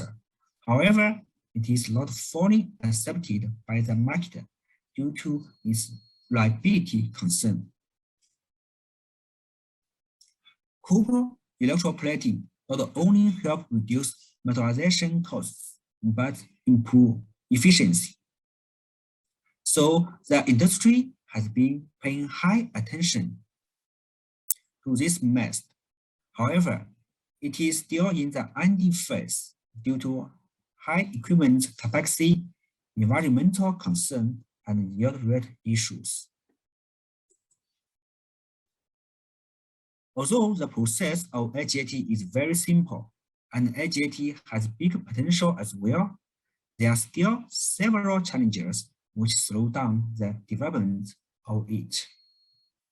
The first and the biggest challenge is cost. Its initial investment cost is 2 to 3 times higher than pork, and its manufacturing costs is higher by 4 cents per watt than that of pork.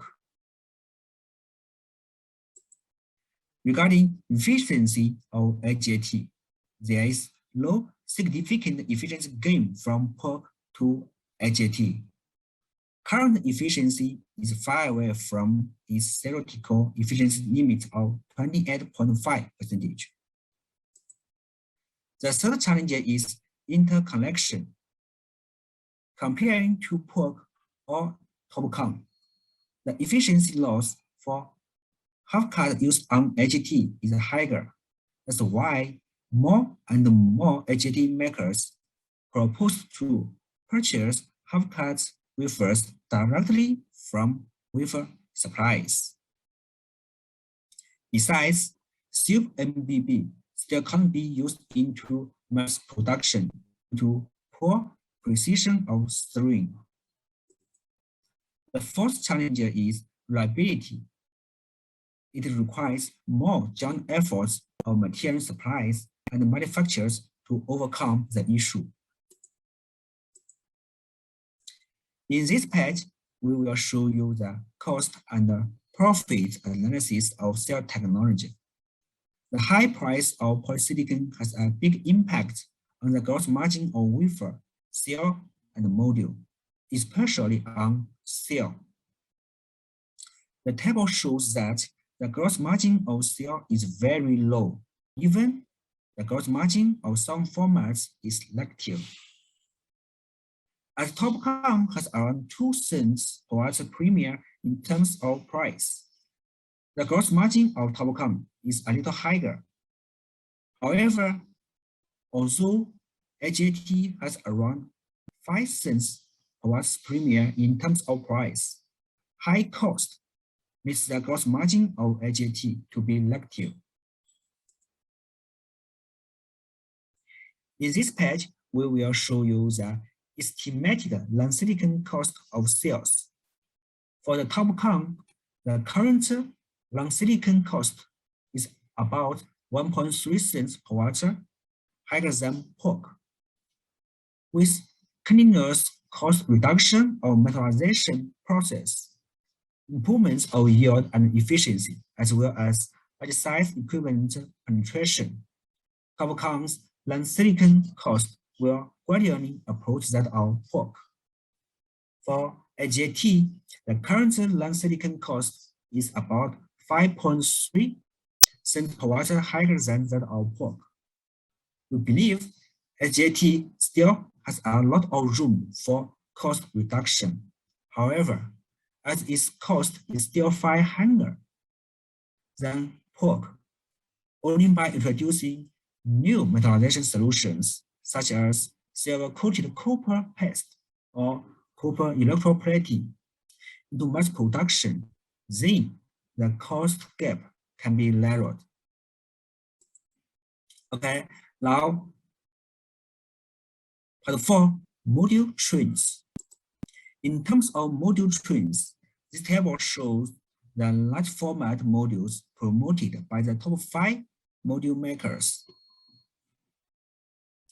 From the table, we can see large wafer, multi-bus bar, long-destructive cutting technique has become standard module manufacturing process, as we mentioned in the preface. Regarding elastic ribbon, presently, most manufacturers employ tiny ribbon flattering technology, while LONGi use triangle ribbons for additional power increase. Besides, LONGi, Tco, and JA reached a consensus on the size of the M10 module in September, with 72 pieces layout fitting 2278 times 1134 millimeters. From the table, the size from LONGi, Tco, and JA is different with each other, also smaller than the size they proposed. Meanwhile, the cell gap is different with each other as well. It means M10 modules may turn back to stand cell gap. Last technology is bifacial. In overseas markets, utility-scale ground-mounted PV projects on the global have tended to employ bifacial modules. The US sees the fastest adoption, where glass and glass bifacial modules dominate all the new ground-mounted projects. So far, glass and glass layout stand for a large portion among bifacial modules. However, this year, among bifacial products, glass and transparent backsheet bifacial modules are projected to represent more than 20% market share for the very first time, with approximately 13 gigawatts of total factory output. Presently, the employment of bifacial modules by utility-scale ground-mounted PV stations seems to increase. Therefore, bifacial modules are expected to see 50% of market share next year. It's the end of my presentation. Thank you for listening. In the next session, our analyst Amy will share with you a big picture outlook for solar cell and module price and demand. Thank you.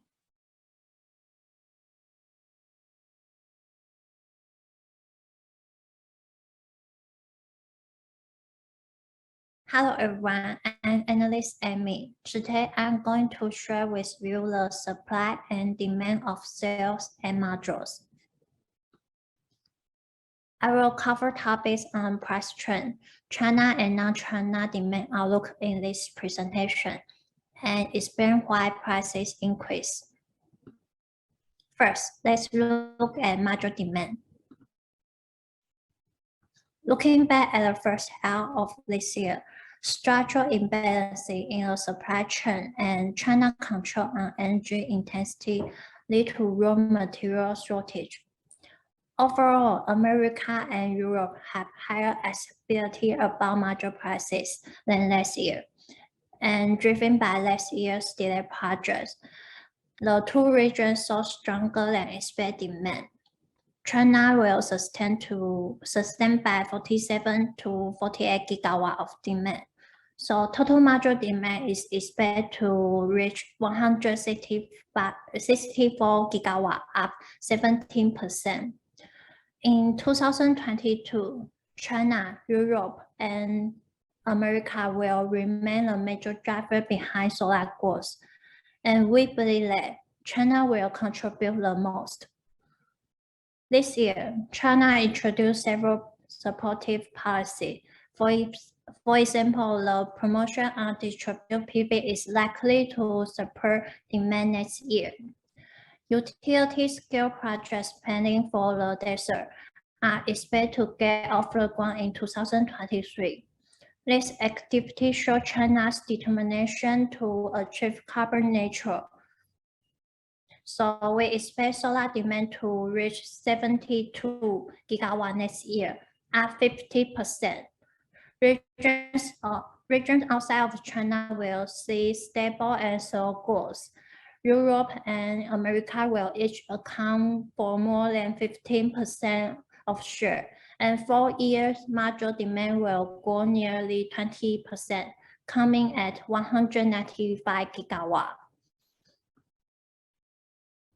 Now, let's look at demand in each quarter. Demand uncertainties in the first half and decreasing utilization rate in the second quarter caused prices to slip across price trend in the third quarter. As prices set to stabilize, manufacturers expect the high season to return in the fourth quarter. However, China imposed power rationing in September, causing polysilicon prices to reach the first half peak.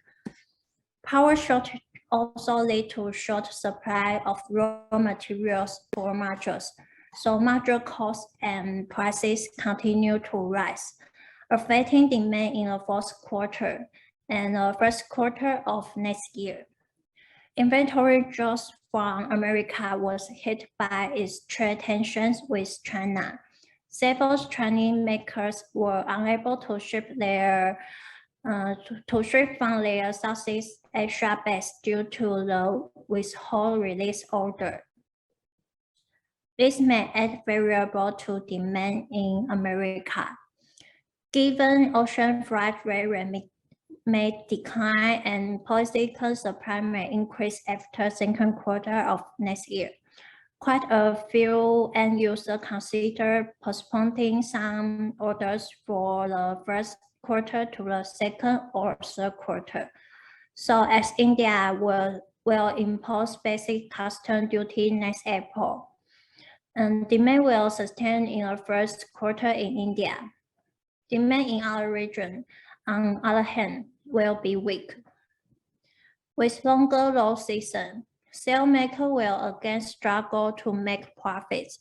In the second half, supply may return surplus after polysilicon capacity comes online. China will see demand grow quarter by quarter, and with traditional high season forced upon Europe and America, demand will turn from weak in the first half and to strong in the second half. It's worth noting that with control on energy intense and consumption target in place, power rationing and forced production cut could harm the market next year. Next, let's look into cost and prices of cells and modules. In this slide, you can see that PERC cell capacity is far higher than 200 GW of module demand.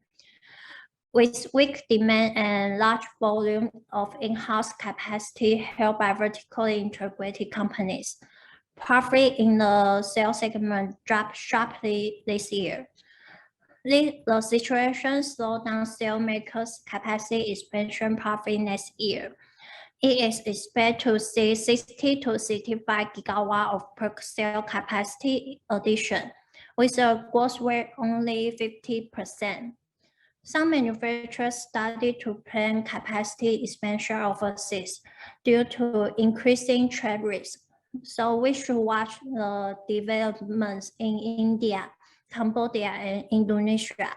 We should also pay attention to cell capacity expansion projects in South Asia, many of which have been postponed to the middle of 2022.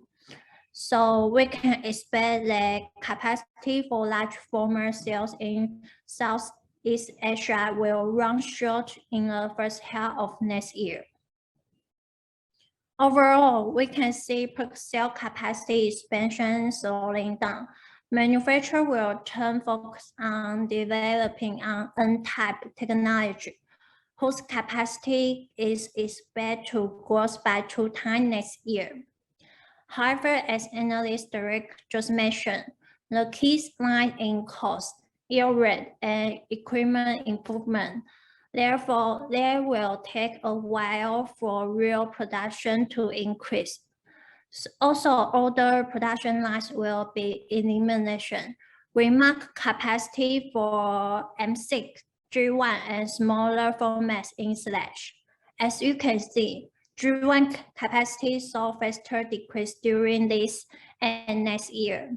Then MC lines upgrade from existing lines will be eliminated. 2024 to 2025 will see accelerated elimination, decreasing by 20 to 30%. Now, I will explain more about cell cost. Rising prices across the supply chain this year push up overall costs. PERC cell only sustain a low profit of 1 to 5%. Manufacturers within lowest cost range only secure 3 to 5%. Low utilization rate also added to the cost. In the low season, the cell sector even saw negative gross margin.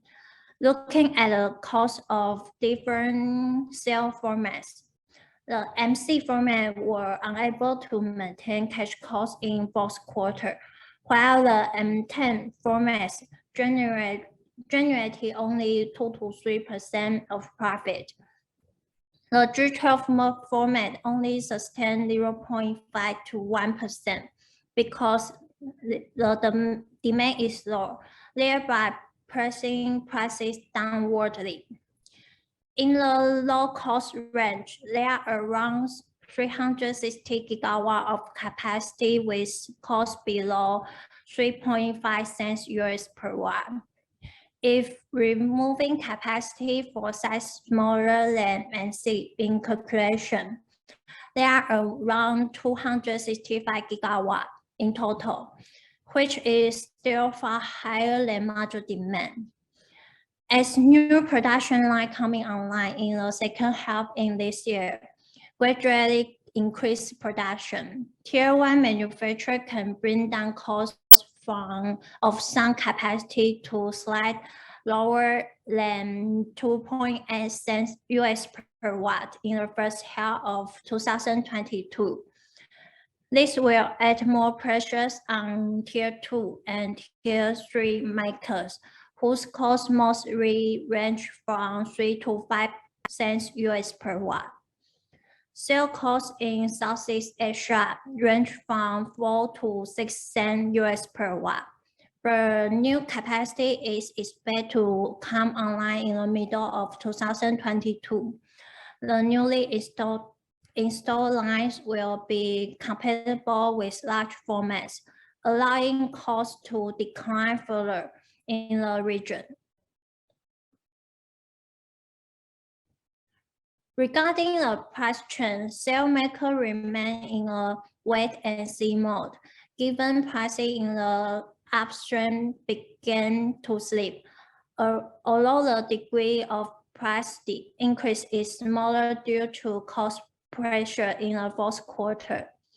Price for M6 and G12 sales slightly decreased in November because of the weak demand. Prices for G1 sales are rather stable because the low production and continued delivery for remaining order. Prices for the mainstream M10 sales held ground during November to December, as module makers are switching to produce large format modules with massive capacity. Mono cell makers have weaker bargaining power, therefore unable to reflect rising costs totally on price. Cell makers will continue to see low profits next year, and their prices will be subject to wafer price movement. Considering polysilicon prices is likely to decline slowly from the second quarter, sale prices will fall quarter by quarter. Multi-cell have ceased struggling as prices have reached the cap for customer because the weak demand. Price will stable in the fourth quarter, with multi-wafer production decreasing and demand stay modest. Multi-cell prices will return to a low level if its major market, India, imposes duty next April. Demand for multi-product will mainly come from India, Latin America, as well as carbon footprint projects in Europe. This year, vertically integrated companies continue to ramp up in-house module capacity with around 40 to 45% of growth. By the end of the year, total module capacity will surpass 470 gigawatt. Apart from capacity expansion in China, manufacturers also consider to move manufacturing outside of China due to international trade barriers. Capacity expansion projects in Southeast Asia are suspended because increasing trade risks between China and America.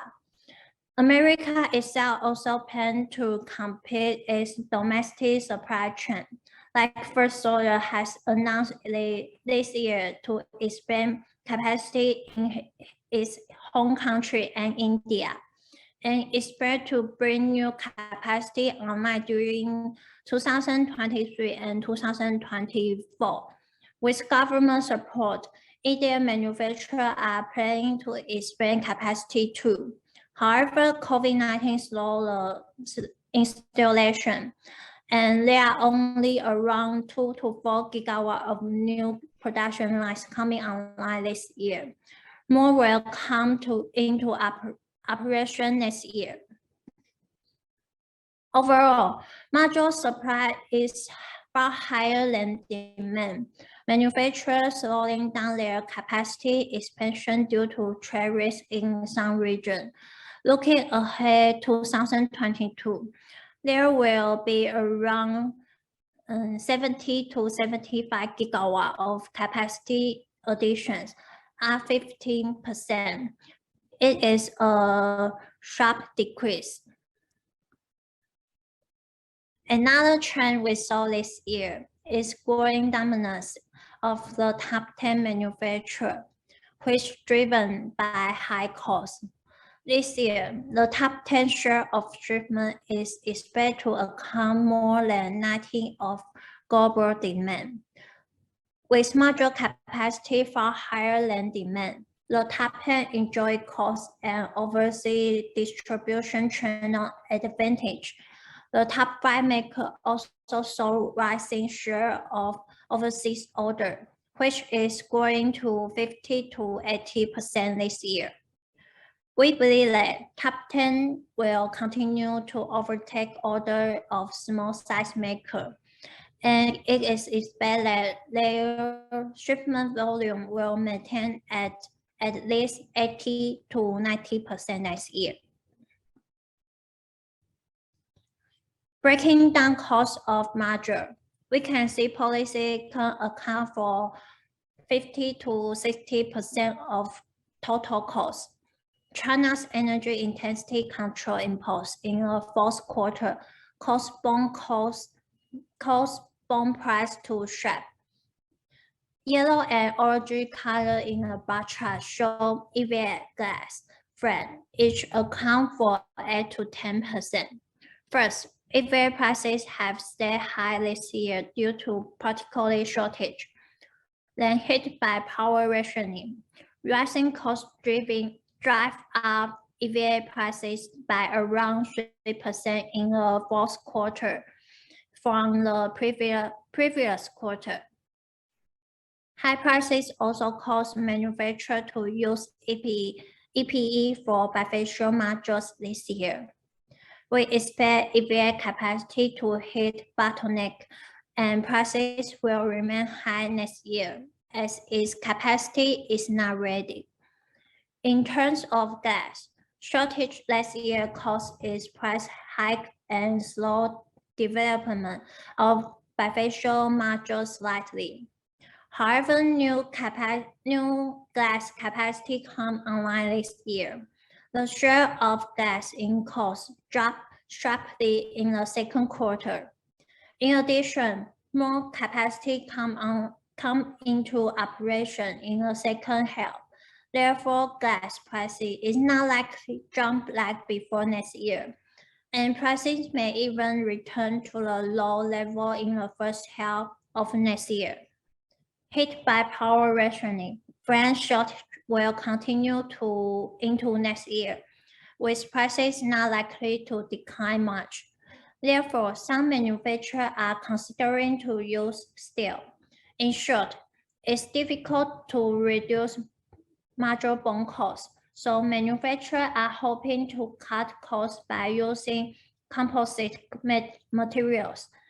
Another activity to note in the second half is most manufacturers cut utilization rate amid rising costs and choose to produce M10 and G12 module. Demand shifting to large format aside, this reflects the cost advantage of large formats, which is 0.7 to 0.9 cents US per watt, lower than the standard format in Q4. End users grow tired to price increase and negotiations, so they are not willing to accept this round of price increase in the fourth quarter. Only new orders for distribution channel and distributed project are closed at a high price. After renegotiations, previous order for module rate beyond 500 watt were sold at 0.25 to 0.26 US per watt. They remain reserved about quarter for the first quarter and only slightly lower prices compared with this level this quarter, with a second source about variable in raw material prices and ocean freight rate among module markets. Module prices are expected to fall slightly and slowly next year. So even polysilicon supply will grow next year, module prices will fall slowly during the first and second quarter. Our expectation shows that module profit may recover in the first half of next year. Some buyers also accept ocean freight rate and module price to fall during the second and third quarter, and so they negotiate to postpone order from first quarter to the second or third quarter. If there's no other variable in the second half, prices will return a downward trend amid surplus supply. The module segment will see prices fall sharply, and they may slightly giving for prices in the second half by then.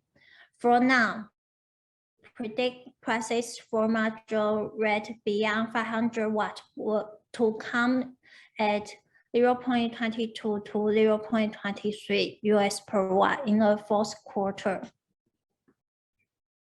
Next, I will conclude my presentation with our projection for next year.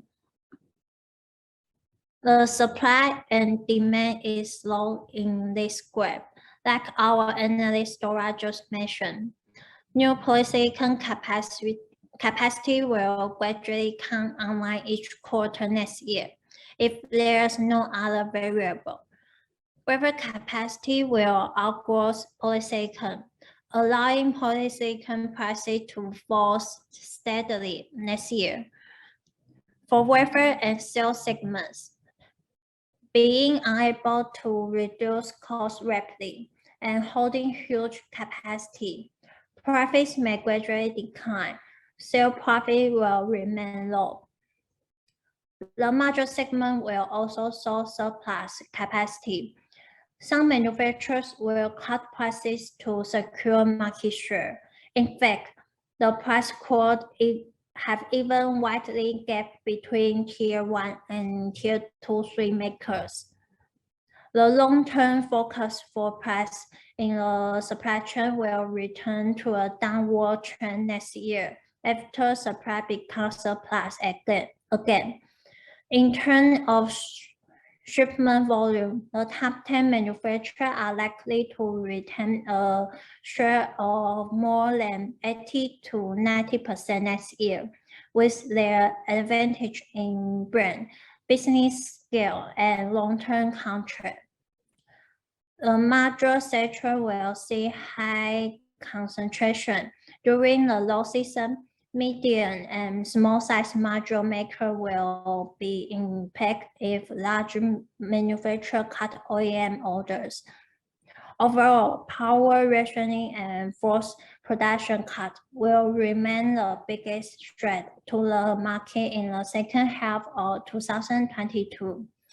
Foreign trade policy will also add the variable. Next year, we should continue to watch whether polysilicon production is enough amid U.S. Xinjiang trade issue and the EVS supply shortage. Thank you for listening. Our Q&A session will begin in a minute, and our Chief Analyst, Corey, will be hosting the session.